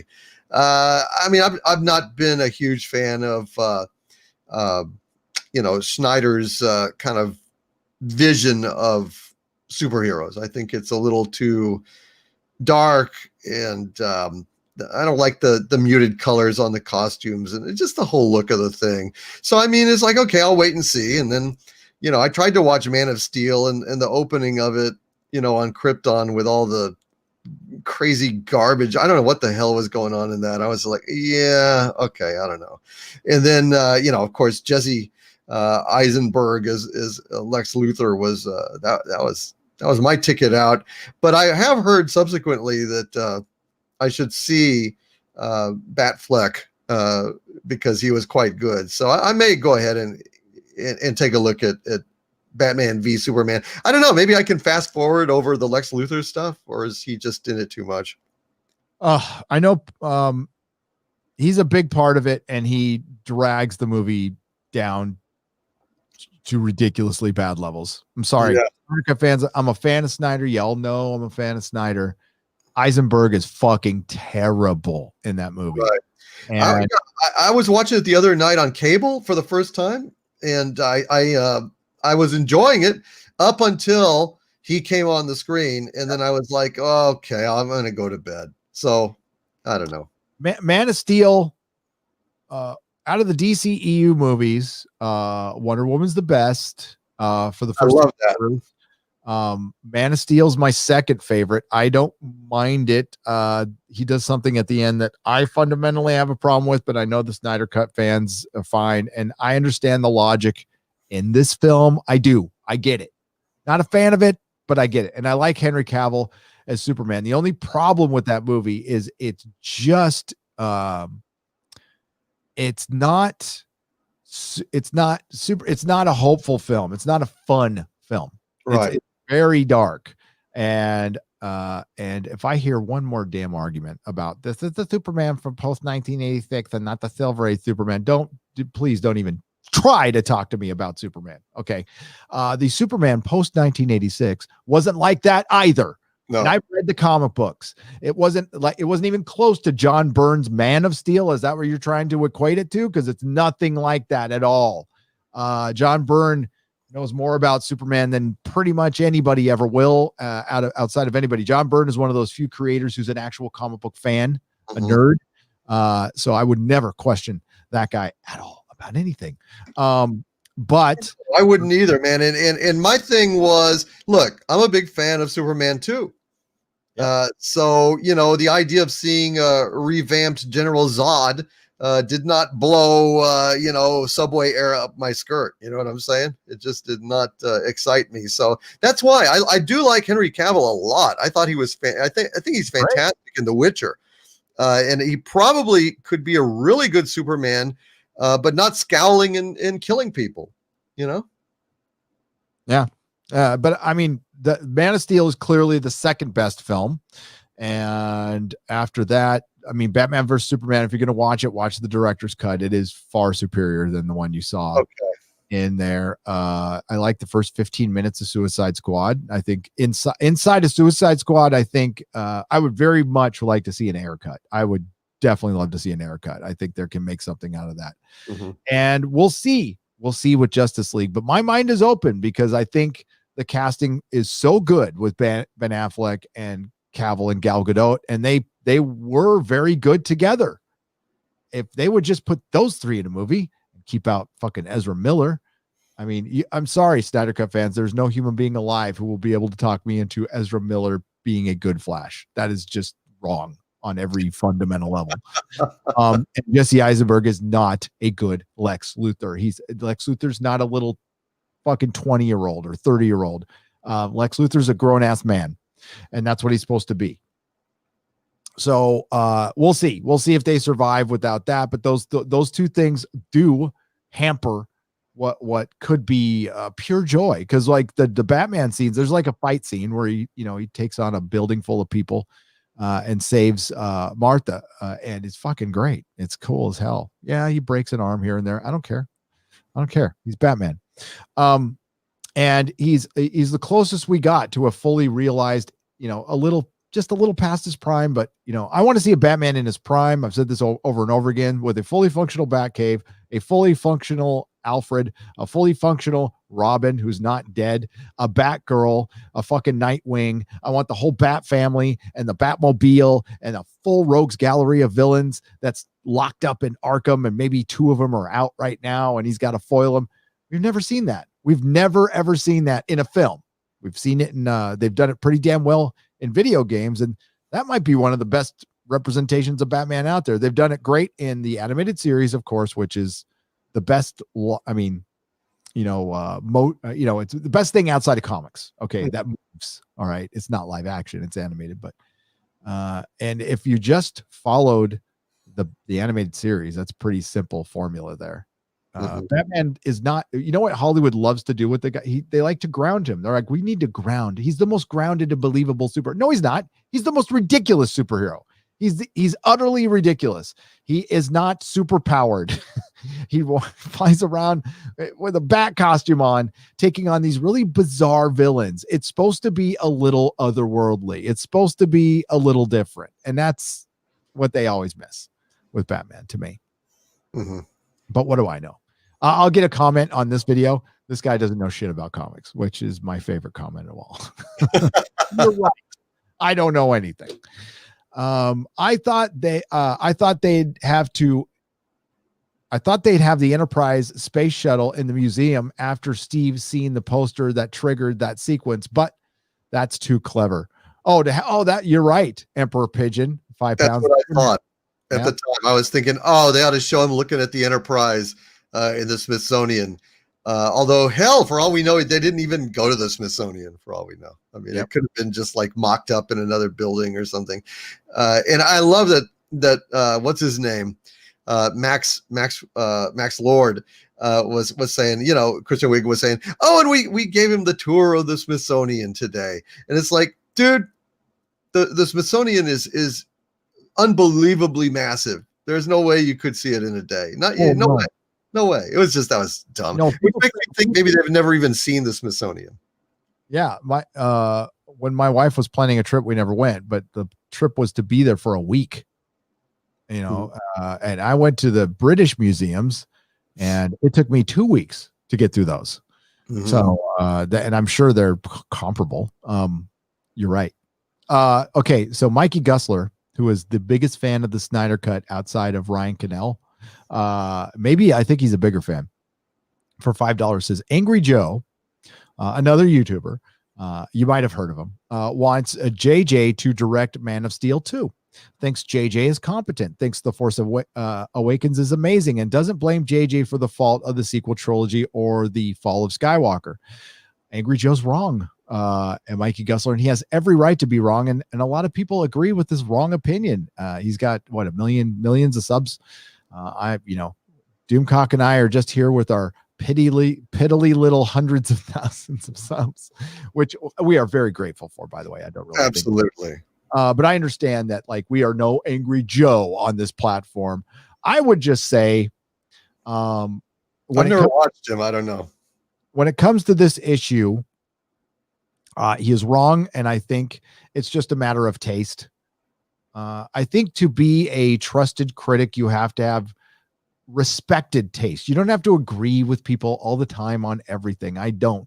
Like Red Letter Media, Doomcock, Critical Drinker, Mahler, Rags. These are people I listen to and trust when it comes to, if they recommend me a movie, I'm going to go see it. Like if the people I just talked to you, if they recommend me something, I'm going to go see it. Do I agree on everything? No, but I agree that they have good taste, that they know quality when they see it. Angry Joe, when you say you like The Force Awakens, and then The Rise of Skywalker, I question your taste at that point. So I'm not going to follow your recommendation. That's my personal feelings on it. Doesn't mean I agree entirely. I haven't watched Angry Joe. I guess I won't be, because J.J. Abrams is a cinematic antichrist. I've said it many times before. I say it again. On the walls of the Inquisition, when you enter the gate, Jar Jar Abrams' name is up above on the stone on top of the doorway. In lieu of "Abandon hope, all ye who enter here," it just says J.J. Abrams. Which is essentially the same thing. Whenever J.J. Abrams' name is on a film, abandon hope when you enter the theater that it will be good. Absolutely. Out of the whole fandom menace, obviously Rianne Johnson is persona non grata number one. Well, Kathleen Kennedy, then Rianne Johnson. For me personally, Jar Jar Abrams is worse than Rianne Johnson. Rianne Johnson was a hired gun that was allowed to destroy Luke Skywalker because of the lack of plan from Kathleen Kennedy and nothing provided to him from Jar Jar Abrams. Now, there's been some retconning in history, and I don't know if this is true, that he had a treatment that they didn't use, which is possible. But remember, The Force Awakens was made without a script. They wrote the script as they were fucking filming the fucking movie. They had no plan. Daisy Ridley came out and said they had no plan. Now, they could have written a treatment that he shit canned. It doesn't matter. Jar Jar Abrams laid the foundation of sand. Right? Rianne Johnson is an asshole, and he deserves all the fucking criticism he gets. But JJ doesn't get enough, in my opinion. He fucking made that mess more than Rianne Johnson because he was there for 2 fucking movies. And guess what? The first one sucked too. It had a shitty death of Han Solo. And they treated him just as bad, if not worse, than Luke Skywalker. I mean, Han Solo just walked to his death on a fucking ramp with no little railings or anything and walked right into a lightsaber. That was stupid as fuck. He reverted back to his 20-something-year-old self in his 70s. They made him a bad father. They shit all over that character in that film. Fuck no. Force Awakens is as bad as the right. They're all bad. They're all bad. The whole Disney trilogy sucks shit. They really are. They're just like horrendous little turds left in the path of Star Wars viewers. And Jar Jar Abrams has destroyed more pop culture pound for pound than just about anyone else in the world. Being involved in the destruction of the Star Wars franchise, being involved in the destruction of Star Trek, Jesus Christ, all of his acolytes that have spread out from Bad Robot, like cancerous tendrils throughout Hollywood, ruining things like Lost. He corrupted his own show on Alias. Never had an ending for that. It went down the toilet. It's just instance after instance after instance. And now he is going to Warner Brothers, and he is going to have access to all of that. And the idea of Jar Jar fucking Abrams doing a Superman movie ought to chill the blood of any superhero fan, because God knows what he will do. God knows. Well, you can read his Superman flyby script to get an idea of Jar Jar Abrams' deep fucking understanding of Superman. But oh my God, now, well, I've read that he's looking for a screenwriter to do it. So I guess they're not going to use that script for whatever reason. Thank God. You can thank God for that. But then you, on the same breath, utter a prayer, because whatever he's going to do, I bet you it's going to be worse. I bet you it's going to be worse somehow. That's my feeling. It will be. And I have been warning people about this since he signed with Warner Brothers. I said he's coming for the DCEU. He wants to be Kevin Feige. That's the one prize he doesn't have. And this dude has a massive fucking ego. Why do you think he goes straight for the big shit? And he's done nothing to fucking earn any of this shit. And I can't, sorry, one fucking good Mission Impossible movie doesn't allow you the keys to the castle for Star Trek, fucking Star Wars, and DC Comics. Bullshit. No. Matthew Vaughn is a better director. He should be fucking running that shit. He's got better ideas. His ideas were the best ideas, even in the shitty fucking X-Men movies. Kelsey Grammer as Beast. That was fucking Matthew Vaughn. That was his fucking idea. So, I mean, and then he got out of the project.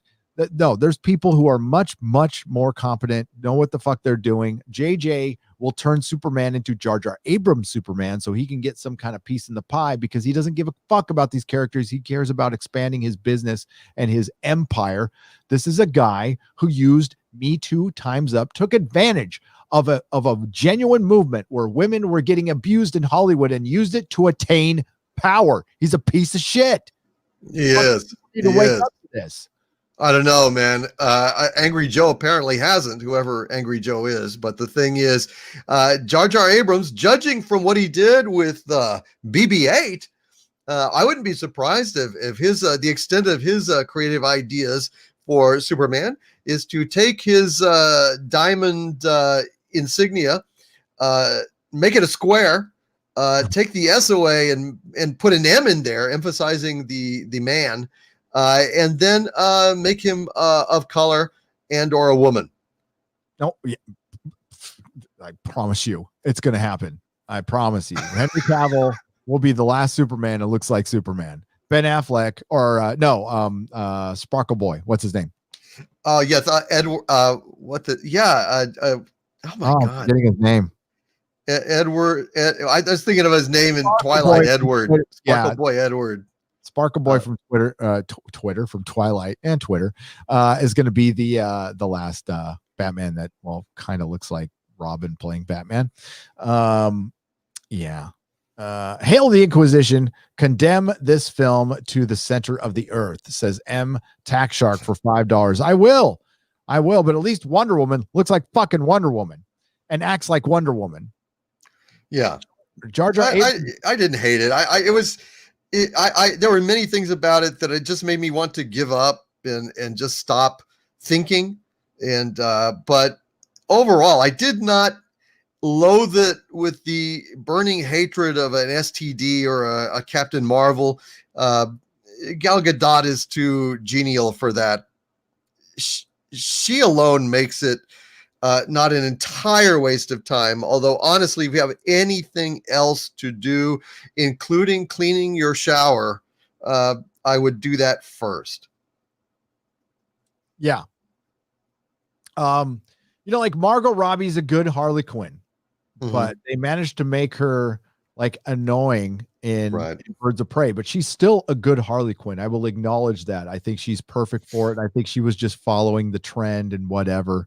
And you don't want your stars to have creative control over these things that they don't give a fuck about. I think Patrick Stewart proved that. Patrick Stewart, played the great Sir Patrick Stewart played the great Captain Picard and didn't know shit about his own character. Didn't care. Couldn't wait to get off that fucking thing. Couldn't wait to get out of Star Trek at all. Then he came back for, I don't know why he took this payday. And I think he did it to destroy his character. I think that was his only motivation. He didn't need the fucking money.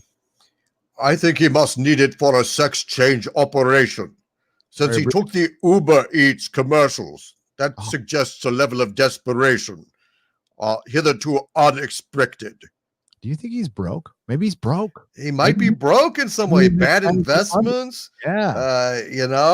Uber Eats is one of the worst embarrassments I think I've ever seen.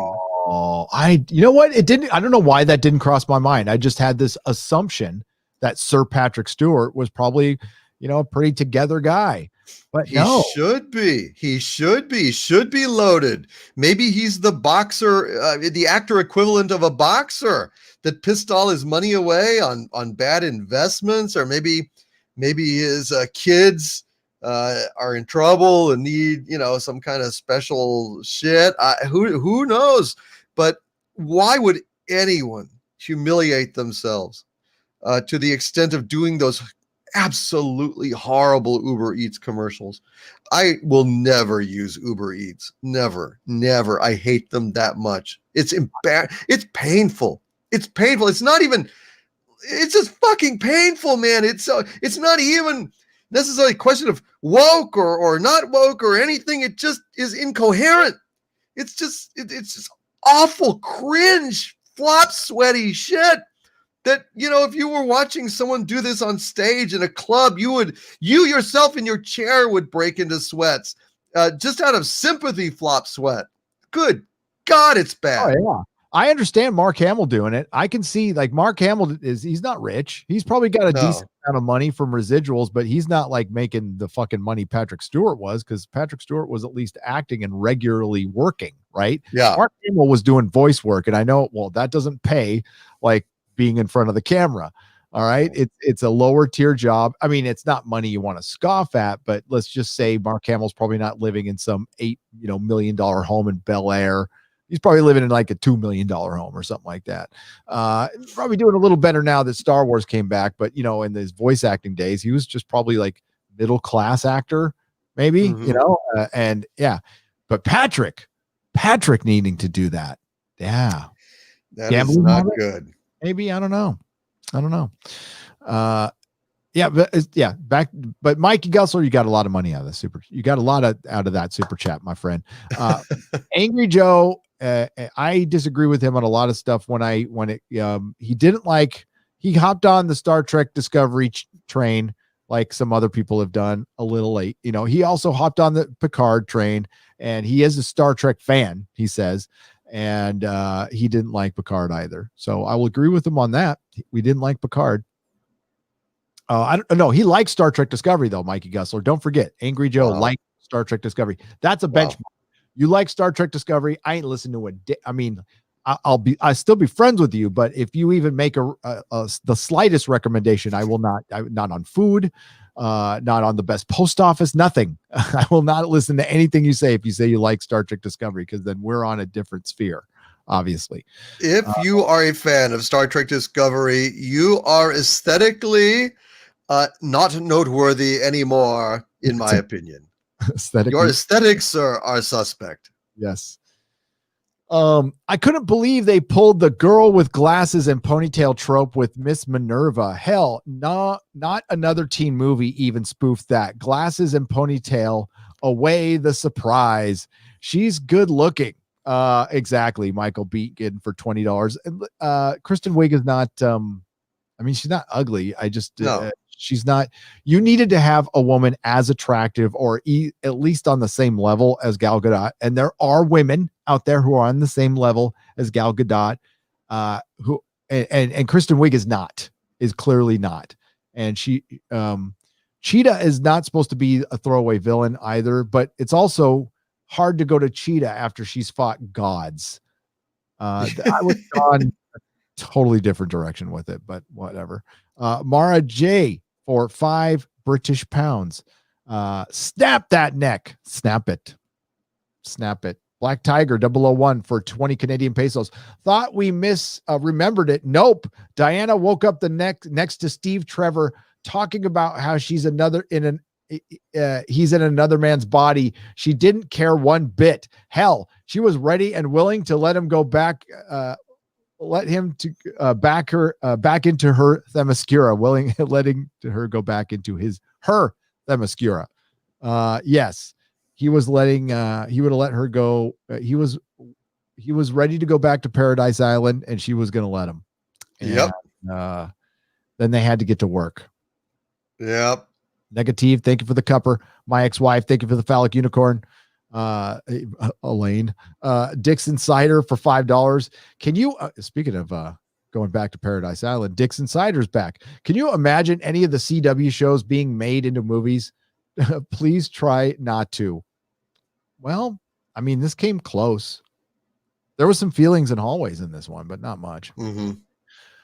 Was it Gape Wonder Woman was it Gape that Wonder Woman slept with a possessed man, not a band account for $1.99? I don't know. Was it?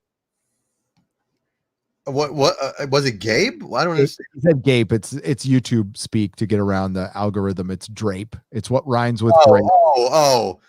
Well, if it had been reverse, the women would be up in arms about it. But since men are just pieces of meat and are not worthy of respect or even the sovereignty of their own bodies, fuck them, right? Oh, when women abuse young boys, the teachers, they get a slap in the wrist. They get an absolute slap in the wrist when they shouldn't at all. Digi Kuma, it doesn't matter what I would have thought when I was a 14-year-old kid. It doesn't matter. Well, I'm going to just shut up because as a 14-year-old kid, I would, yeah. So I'm just going to shut up. I understand that. As a 14-year-old kid, I probably wouldn't have said no too. But if a teacher touches my son, she better go away forever. Right. I don't care how much my son will complain about it. Digi Akuma for $5. Which bad movie does Wonder Woman 1984 compare to? Superman 4, Highlander 2, or maybe even Batman and Robin, to name a few? I'd like to hear your thoughts. I would say that it's not nearly as bad as Batman and Robin. Nearly that bad. Batman and Robin is unwatchable. Highlander 2, maybe. I mean, Highlander 2 again was a movie so bad at the time that I thought we had reached the end of the road in terms of bad cinema. Little did I know I was an optimist at that point. It was so bad. My name is Connor McLeod. I was born 500 years ago on the planet Zeist, and I cannot die. And they kiss. It was just okay.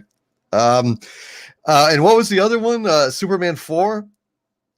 I haven't actually watched Superman 4, so I can't. Oh, I'd watch Superman 4 50 times before I'd watch this movie again. Okay.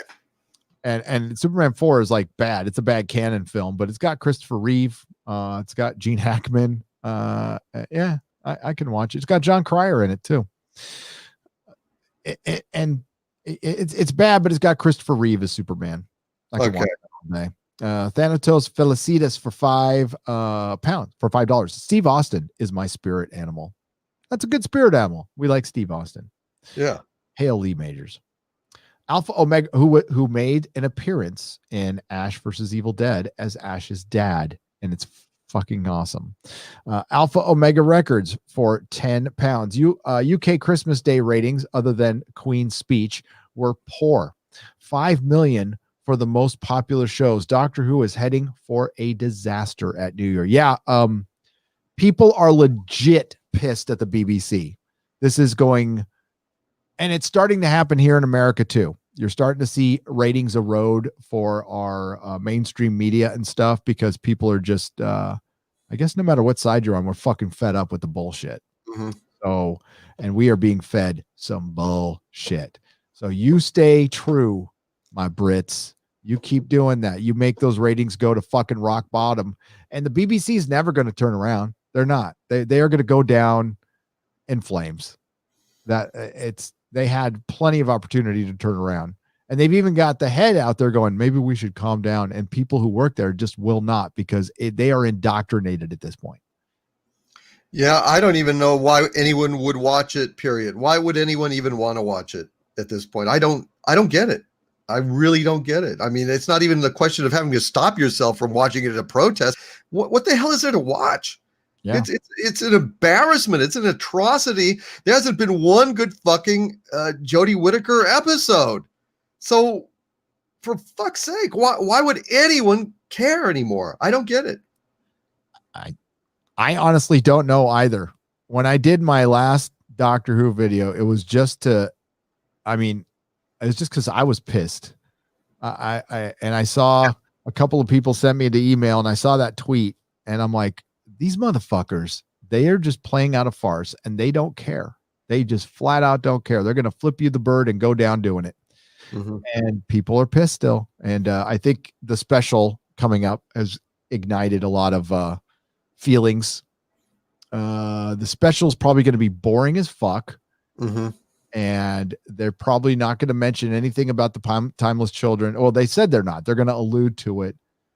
And Jack's going to come back and besmirch his character. It's just great. I don't want to watch it for that, because I like Captain Jack quite a bit. And this is going to take away from all of his shit from Torchwood, by the way.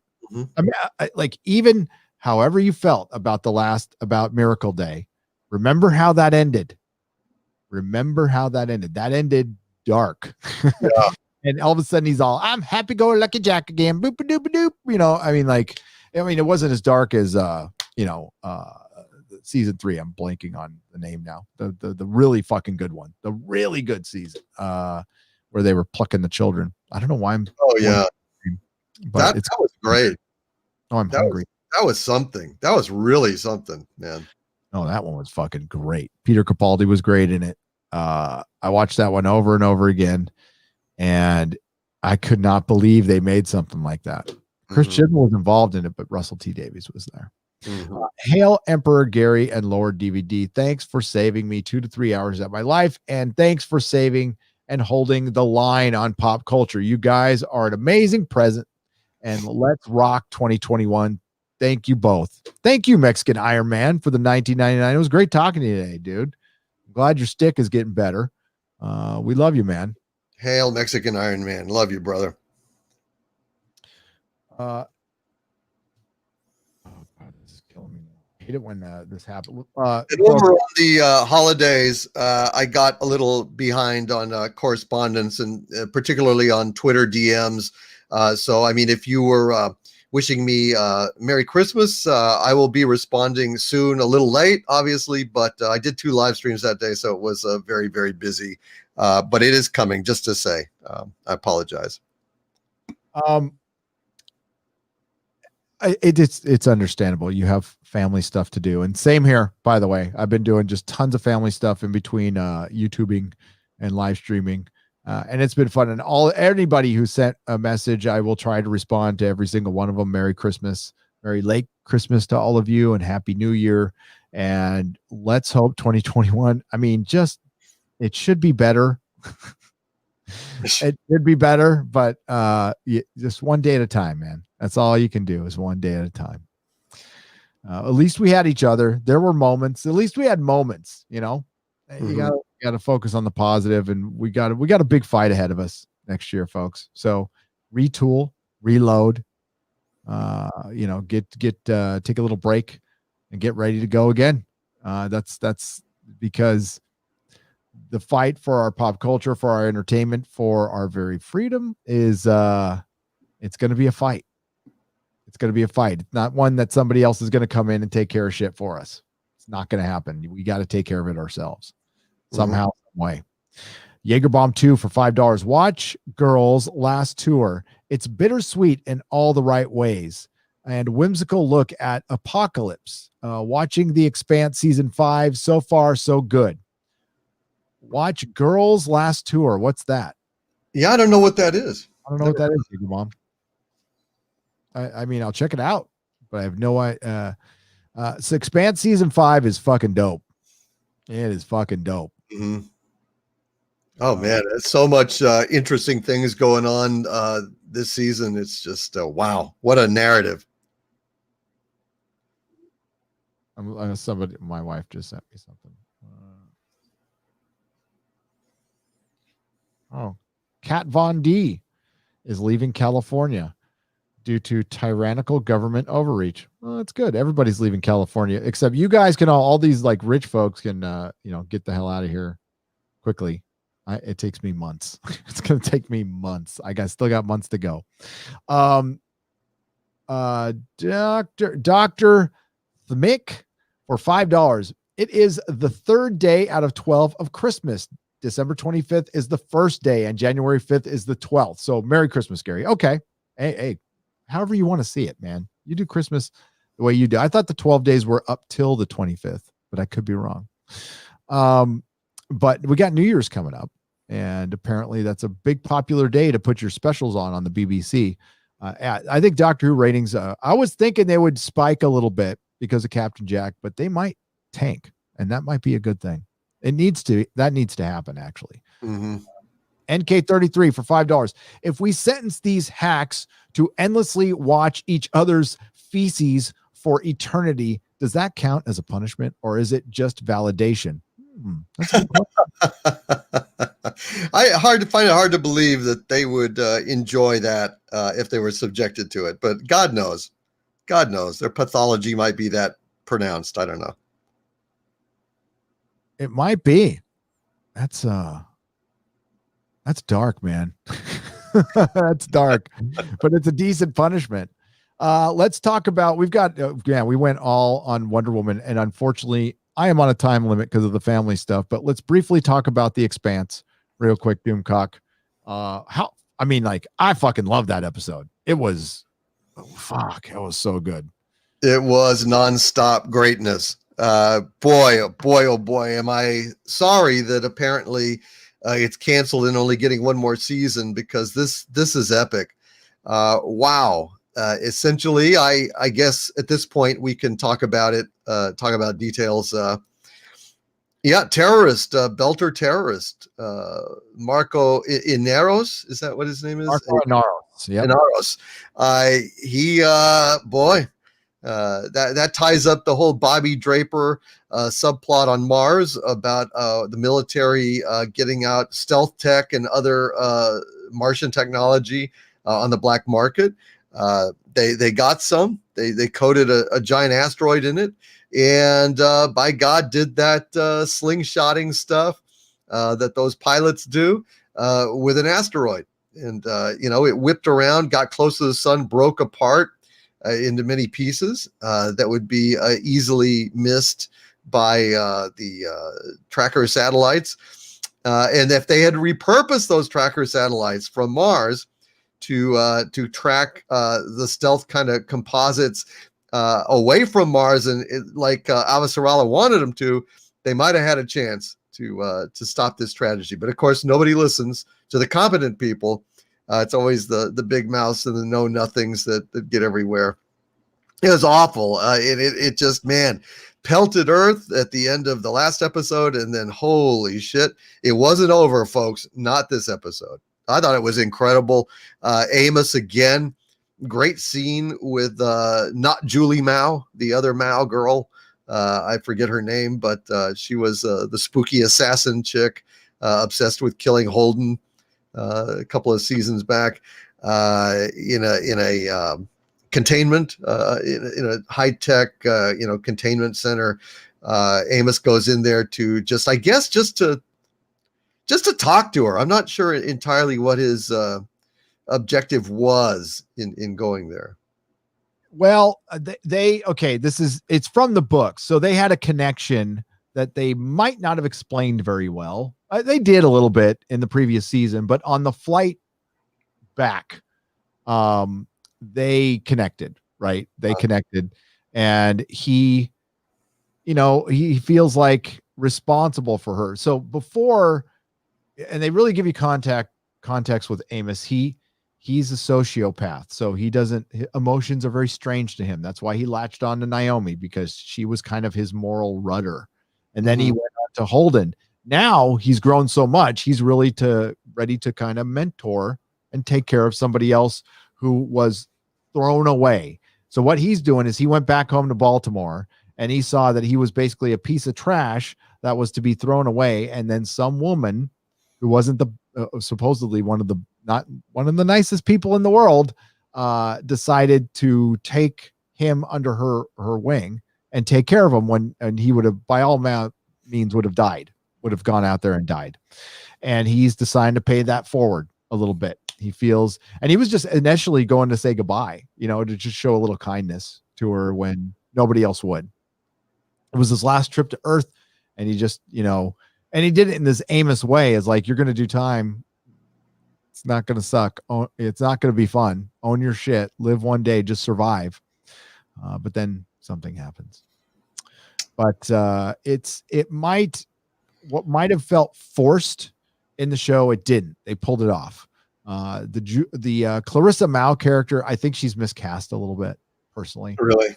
She's too old, and she's supposed to be a little smaller, a little mousier, but she's not. And I think the woman, I've gotten used to her, but that's just not the one I imagined in the books. And that's the problem with reading the books first, because you know what? Nobody looks like they do in the books. Amos doesn't look anything like he does in the books. He's much prettier. Everybody's prettier in this show. And a lot after this story, the show will be better than the books. The show improves on the books so much in so many ways. And we'll see what they do with book 6. I'm not too sure. It looks like they've cut out a major character, which is kind of a bummer, but it's all right. It looks like Marco Anaro is going to be the big bad from here on out. And that might be a good thing. They cast him very well, very, very well. Yeah. No, I am fucking stoked. I watched it a few days ago with this one I watched with the wife. She watches this show with me, and we just wanted the next episode, but that's good. I'm okay with waiting for the next episode, wanting it. I don't need to have my every need fulfilled immediately. I'm okay with waiting and talking about this and building it up. And now The Expanse, Mandalorian's over. This is its time to shine. We need people to talk about The Expanse as much as fucking possible. There'll be no holidays to get in the way. It still have a few more episodes, and we can get plenty of people on board in time. And maybe it doesn't get canceled. Maybe they change their mind. They've done it before, and we just got to get more people watching, because not enough people watch the show. That's the biggest problem. That's a damn shame. Yeah. It's a damn shame. And it's hard to add people at this point, but we have to give it a shot. I've tried to reach out to the people on the show and see, is that it? Really? Or is there any hope? Should we be stirring things up, and I haven't heard anything back. So I don't know, it's discouraging to me. I don't know. They stopped talking to me a long time ago.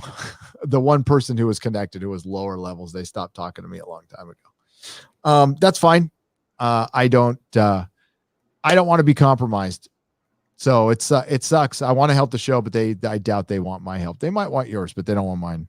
I'm not hearing anything, and it's very, I just asked. It's like, well, would there be any, without off the record, is there anything that you would like fans to try to do, or is there any even point to doing it? Because they were so, they tweeted out, okay, final season, like they're accepting it, like they've gone through the Kubler-Ross stages of grief and have now accepted it. It's like, well, shit, if I need to know that there's some kind of wish on the other side of this thing if I'm gonna try and get people worked up, and I just haven't heard anything, so I don't know. I'm kind of pessimistic about it. Disappointed.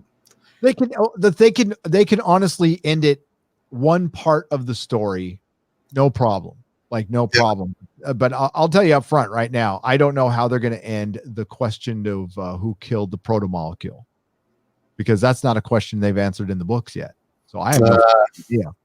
So I don't know how you answer that question without doing what they did in the books, which means they're probably not going to answer that question. It'll probably be very flimsical. I bet you they bring back Miller next season. I bet you. Really? Yeah, they don't do it in the books. No, he's gone in the books. But I wonder how they could, like Head Miller again, maybe.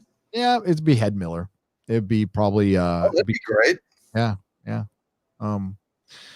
So that might make up for it. We'll see. It's a fucking fantastic show, and I mean, it's not even fair to compare it to The Mandalorian because the writing, everything is superior in The Expanse, maybe except for the special effects. Special effects in The Mandalorian are pretty fucking spectacular for a TV show. Whew, they're good. They are fucking top notch. But when it comes to like quality television, like that's what you should expect from Star Wars, that type of writing. It doesn't need to be that dark or complex, but it needs to be taken that seriously. You know what I mean? So it's not saying Jon Favreau isn't taking The Mandalorian seriously. I think they are being they're treating it like it's nuclear waste right now. They're being so careful with it, or it's something precious to them. They're treating it like, it's the, I don't know, last piece of giant china in grandma's china collection or something. They're just holding it with gloves and they don't want to drop it. That's how they're treating it. They're not taking any fucking chances right now, which is probably fine. It's probably the best thing to do. I don't fucking care. But The Expanse is how you write a television show. That's how they should be doing Star Trek. That's how they should be doing everything. And they should be taking it that seriously and leaving personal fucking shit out of it. Because they could easily put it in The Expanse. They could fill The Expanse with agenda. There's so many moments they could put agenda in The Expanse, but they don't need to because the world is established. So you know what? You have gay couples all over the place. Nobody fucking thinks twice about it. You know what there isn't? Racism. There isn't racism in The Expanse. There's classism, and they're able to tell that story all over the place. And that is, it's so much better because it shows everybody. I mean, this might sound bad, but it shows everybody suffering together equally. Yeah. And it also shows that the people on top, the elites, are also they're diverse too. So the oppressors are diverse and the oppressed are diverse. It really does make a difference. It's fucking good how they do it, and it makes you listen more. And if you want to get a message across, you can't do it by offending your fucking customer. Now, I wouldn't recommend you follow some of these people on Twitter because they will annoy the shit out of you. But if you don't follow them on Twitter, you're fine. Especially the writers of the books, they're fucking bad. They're bad. Well, yeah, they are interesting folks, but they might be watching. I mean, they've popped off on me before because I got one little thing wrong. Because I was told Mark Zickery said that they reused some of the Battlestar Galactica stuff for their sets, but that was for a different show. So Mark Zickery was mistaken, and I passed on his mistaken information. And that was the only thing they've ever tweeted on me is we didn't use repurposed Battlestar Galactica sets. Well, okay. I just thank God that Star Trek Discovery did not use repurposed Expanse sets. When I heard that, I lost my shit. And thank God that we got more Expanse. And at least we get a chance at resolving at them going out in some fashion that is good. At least there's that. And honestly, I am so tired of networks canceling shows before stories are told. I think any show that is a serial narrative ought to have the chance to go ahead and have the filmmakers make a movie to wrap things up. Like, for instance, Carnival. I really liked Carnival on HBO back in the day. It got like 2 seasons. They could. I'm absolutely sure. Look, you can tell a whole story in a movie. Yep. So if they gave them a movie to wrap up all those narratives with the preacher and everything else, I know they could have done it. And I just feel like, same thing with Counterpart. Same thing here. It's like, okay, after this season, maybe if ratings improve, that they ought to go ahead and green light a 3-hour Expanse movie to wrap up the other book or something. I don't know. It just seemed they gave Deadwood a movie, and that was a shame that they didn't, and apparently, it was okay. But at least they got one. It was way too late. It was way too late. That's the point. When people are still interested in the narrative and want a final episode, I think that's fair. I think that's a fair investment, and I think it's fair to fans, and I think it's fair to the storytellers and filmmakers who have invested so much. So I wish you could see that these days, and you can even have a low budget movie. Writers will make it work. If it's a good enough story that fans are involved in it and love it, then they are going to go along with you, because if you keep the writing great, that's what matters. Yep. That's what matters. I would watch us fucking filmed in a warehouse stage play about the final act of The Expanse. If that's all we could get. A fucking read through, and people would trust you more. They would take more chances with TV shows. The reason people don't take chances with TV shows, because I'm not going to sit through this and it gets canceled and it goes off the rails, and fucking Game of Thrones damaged HBO Max more than anything. And we said it at the time.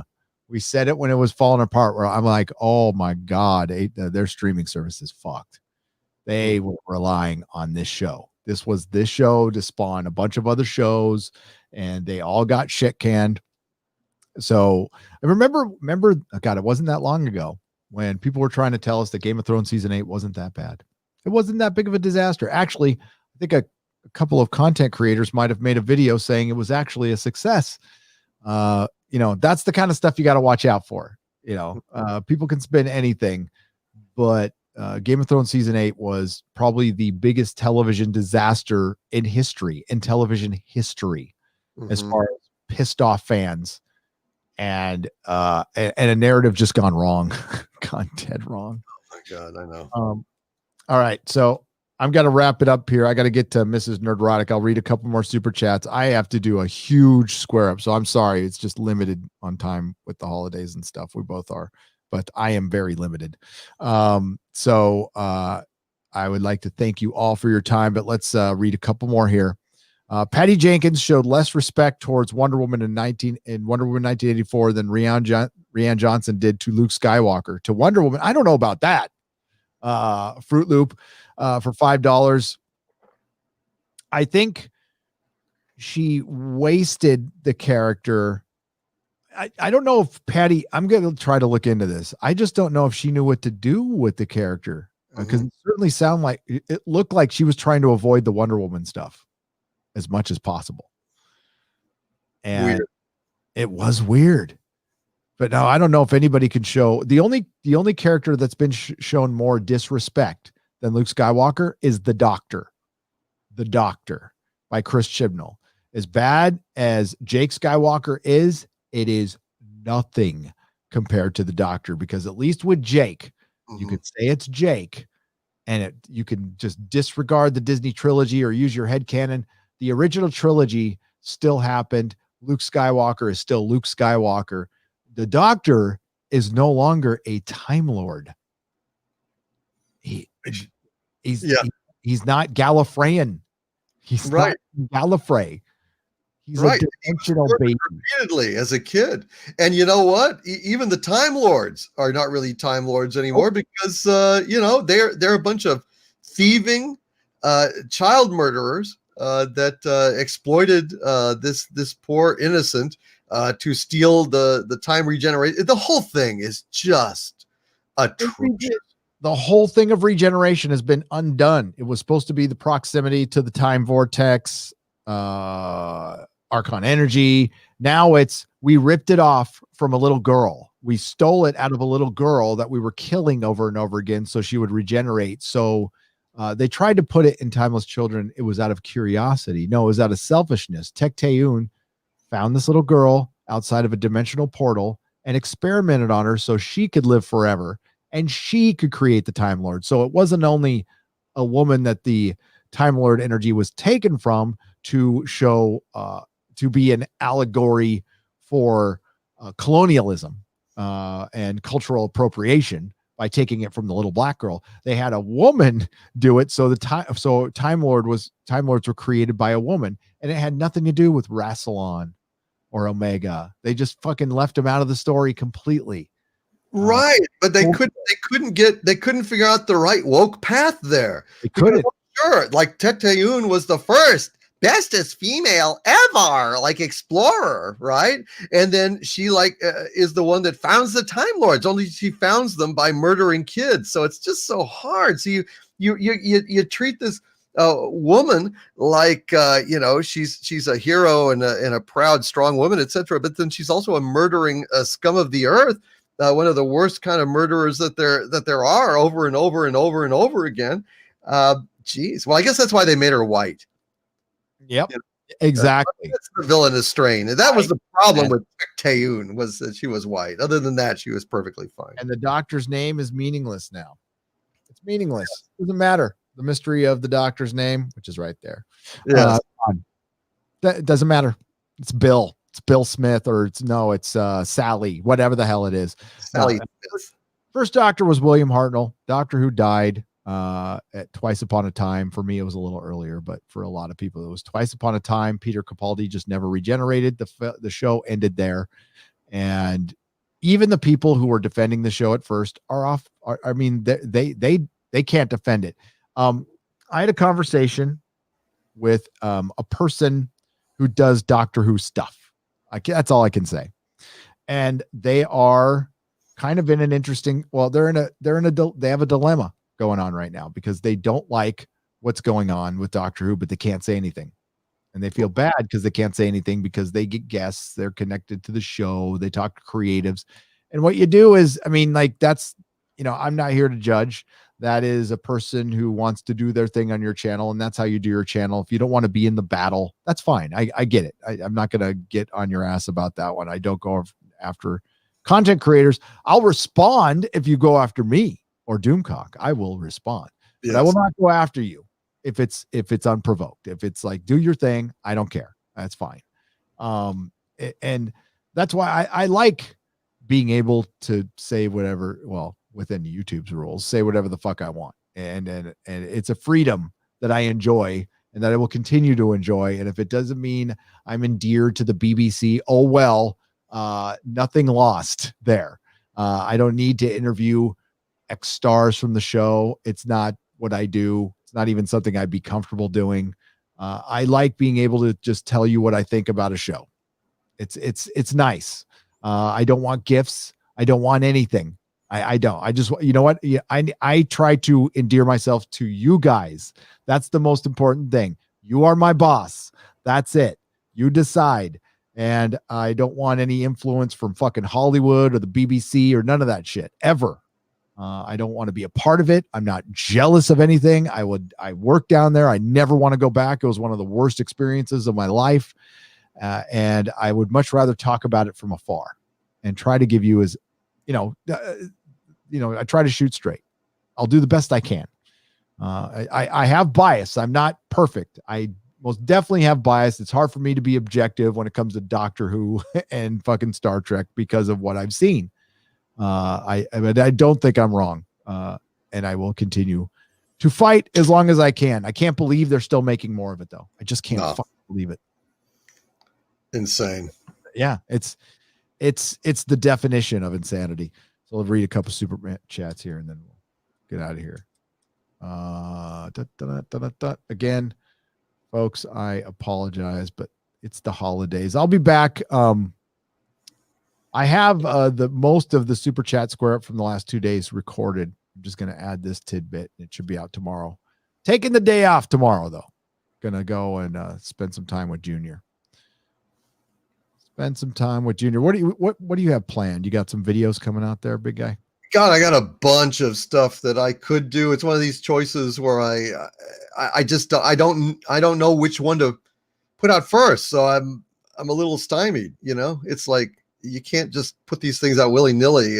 But yeah, you know, I've got a lot to work on, man. A lot to work on. Oh yeah. Yeah, me too. I got 2 videos in the can. Oh, that'll take care of my 2 days off. Then I'm working on the Mandalorian review, working on another project that should take me through the end of the year, no problem. But yeah, it's nice to get something ahead so I can have a day off with Junior. Oh, yeah, that's great. God damn, it's great. It's the best. For $50 from Pinhead. The first time super chat. Wow. Hail, fellas. Looking forward to 2020 being over and hopefully get a happy new year. Amen. Amen. I hope it's better for everyone. I hope we I would very much like us to be back to 2019, you know, good economy. We can do it. We can go wherever the fuck we want. I mean, that's not going to be realistic. I think a lot of us would. This sucks though, because I don't want to settle. I don't want to fucking settle.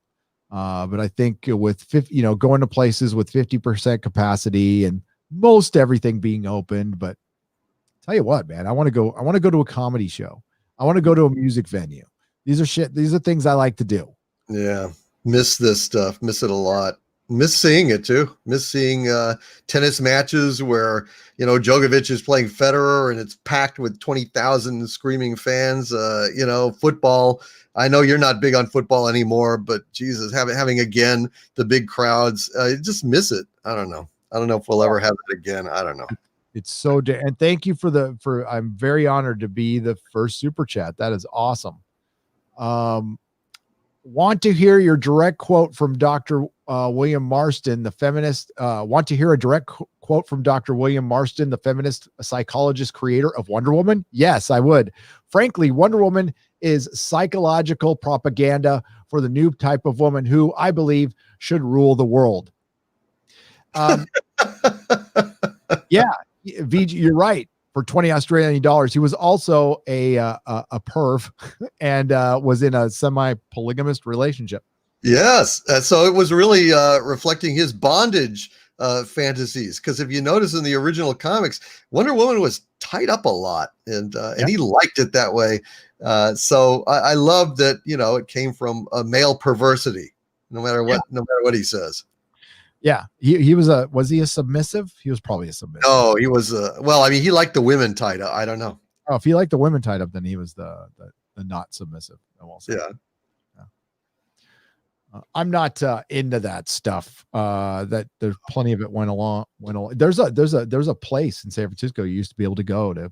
You could pay. It's a club and did that kind of stuff. John Wayne drinks SJW tears. For $20. I've been on a winter retreat cut off from the world since Thanksgiving. I'm looking forward to catching up on all the Gary and Doomcock that I have missed. Thanks. And may you both have a very deserved, wonderful new year. You too, my friend. Thank you so much. And that will wrap. I'm just making sure. Yeah. Oh, okay. Andre Fernandez for 50 Argentinian pesos. Gary, really hate the Belters. Maybe is it my earth heart, but they should be under inner control. Don't question it for a minute. No, the Belters are, you would think they try to be sympathetic, but the Belters are assholes. Some of the Belters are big time assholes, but not all of them. Drummer's cool. She's a cool Belter. They've just really, honestly, they've gotten a really raw deal from Earth. I mean, you can look at Earth as kind of, despite the fact that people on the planet for the large part are on the dole, you know, compared to the rest of the universe, they're pretty elite. And I mean, Jesus Christ, they can walk under their own sky, you know, drink their own water. I mean, that alone right there. And the Belters have gotten it pretty raw. And some of them, unfortunately, have gone the way of, you know, terrorist stuff. And I do not respect that. I find that reprehensible. But in general, you can't, I mean, Naomi's a Belter, for God's sakes, you know? Yeah. Remember, she had a hard time going down to the planet. Right. That's why this show is complex, because it takes the character that you would think would be the most sympathetic to, say, a progressive, and they make them bad guys, and they make some of them good guys, and they are being oppressed by Mars and both Earth, but not everybody at Earth is bad. Right. But Christian Avasarala, she's not 100% good. She's kind of a biatch. She tortured people. And then the Martians have been kind of portrayed as kind of nice, although they're an uber military organization. And now you find out that they're not so nice. So everybody's kind of shades of gray, and that's the way it's supposed to be. Mm-hmm. And you're supposed to fucking hate Marco Inaros. He's and I do. Yeah, and we do. And they've left out a character that was utterly horrible. That they Michio Pa. Just be thankful that happened. People who read the book, you know what I'm talking about. I can't stand Michio Pa. It sounded like the authors don't want the show to pull a Game of Thrones and pass the books. Plus, Cass Anvar turned out to be like every male feminist. Was he a male feminist in Sanity Pepper? Yeah, that I guess he did. Turned out to be I don't know what he did, though. I have no idea what that guy did. So I mean, it's hard for me to comment on it. Maybe you know. I don't know what he did. I got to find out what he did. Did he smack somebody's ass at a party? Because exactly. Or did he flirt with a fangirl, or heaven forbid get laid? Or did he actually do an assault? I mean, you just don't know. Now, if it's an assault, that's an entirely different matter. But if he's just taking advantage of being a handsome actor on a popular show who's got charisma, well, tough shit. I mean, it's men do try to sleep with women if they're heterosexual. That's the way it is. That's the way it is. That executive that got Me Too'd by Jar Jar Abrams and Mrs. Jar Jar Abrams, you know what his big fucking offense was? No. Sensual sex with an actress. Oh heavens. Well, burn him just burn him at the stake. That's right. It's not a personal matter. You got to judge him. Got to go ahead and it's ridiculous. And he was one of the guys who was instrumental in getting the Joker made. So, I mean, he might have been good to have around, just saying. Warner Brothers philosophy was a good one. They were trying to bring in the guys who were behind like the Conjuring and those Japanese style low budget horror films like The Grudge and stuff, because those movies were good, they were cheap, and they made a lot of fucking money. So they were trying to apply that philosophy with superhero films, which is a great philosophy. I am all for limiting budget to superhero films. And it makes you more creative, and it gives you a better story. It makes you focus, because CGI is such a fucking crutch. And obviously Patty Jenkins was leaning on that crutch pretty fucking hard. And it broke. It broke.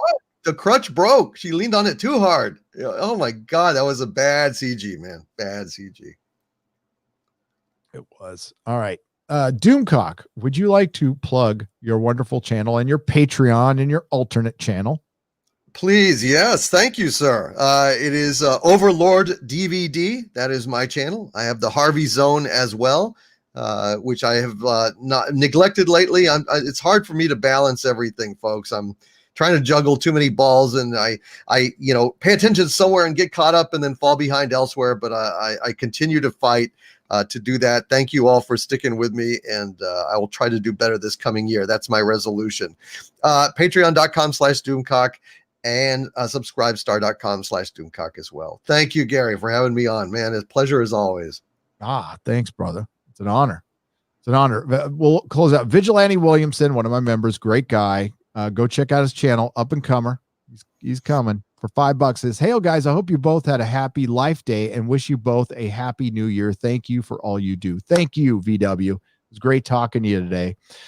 The plans for this channel, I'll tell you more plans later, but we're going to be making some changes, nothing that you'll really notice. We're just trying to minimize some things. We're going to focus on memberships for a little while. I'm going to be shutting down Patreon. December, just because I just didn't have time for it. I couldn't do both memberships and Patreon.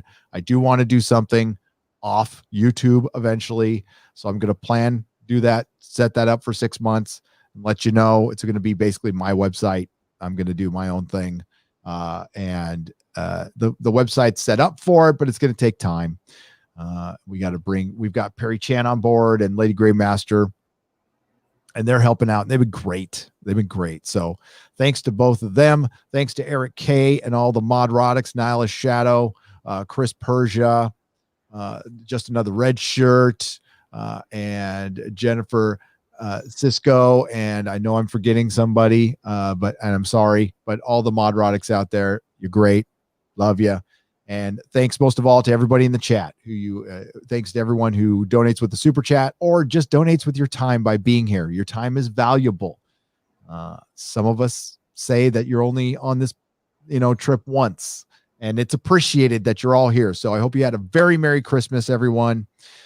And there are better days ahead. There is still good entertainment out there, and The Expanse is one of those things. So go check it out. And, hopefully, things will get better, but we'll find out. We're going to keep fighting. So everyone have a good night. Ciao.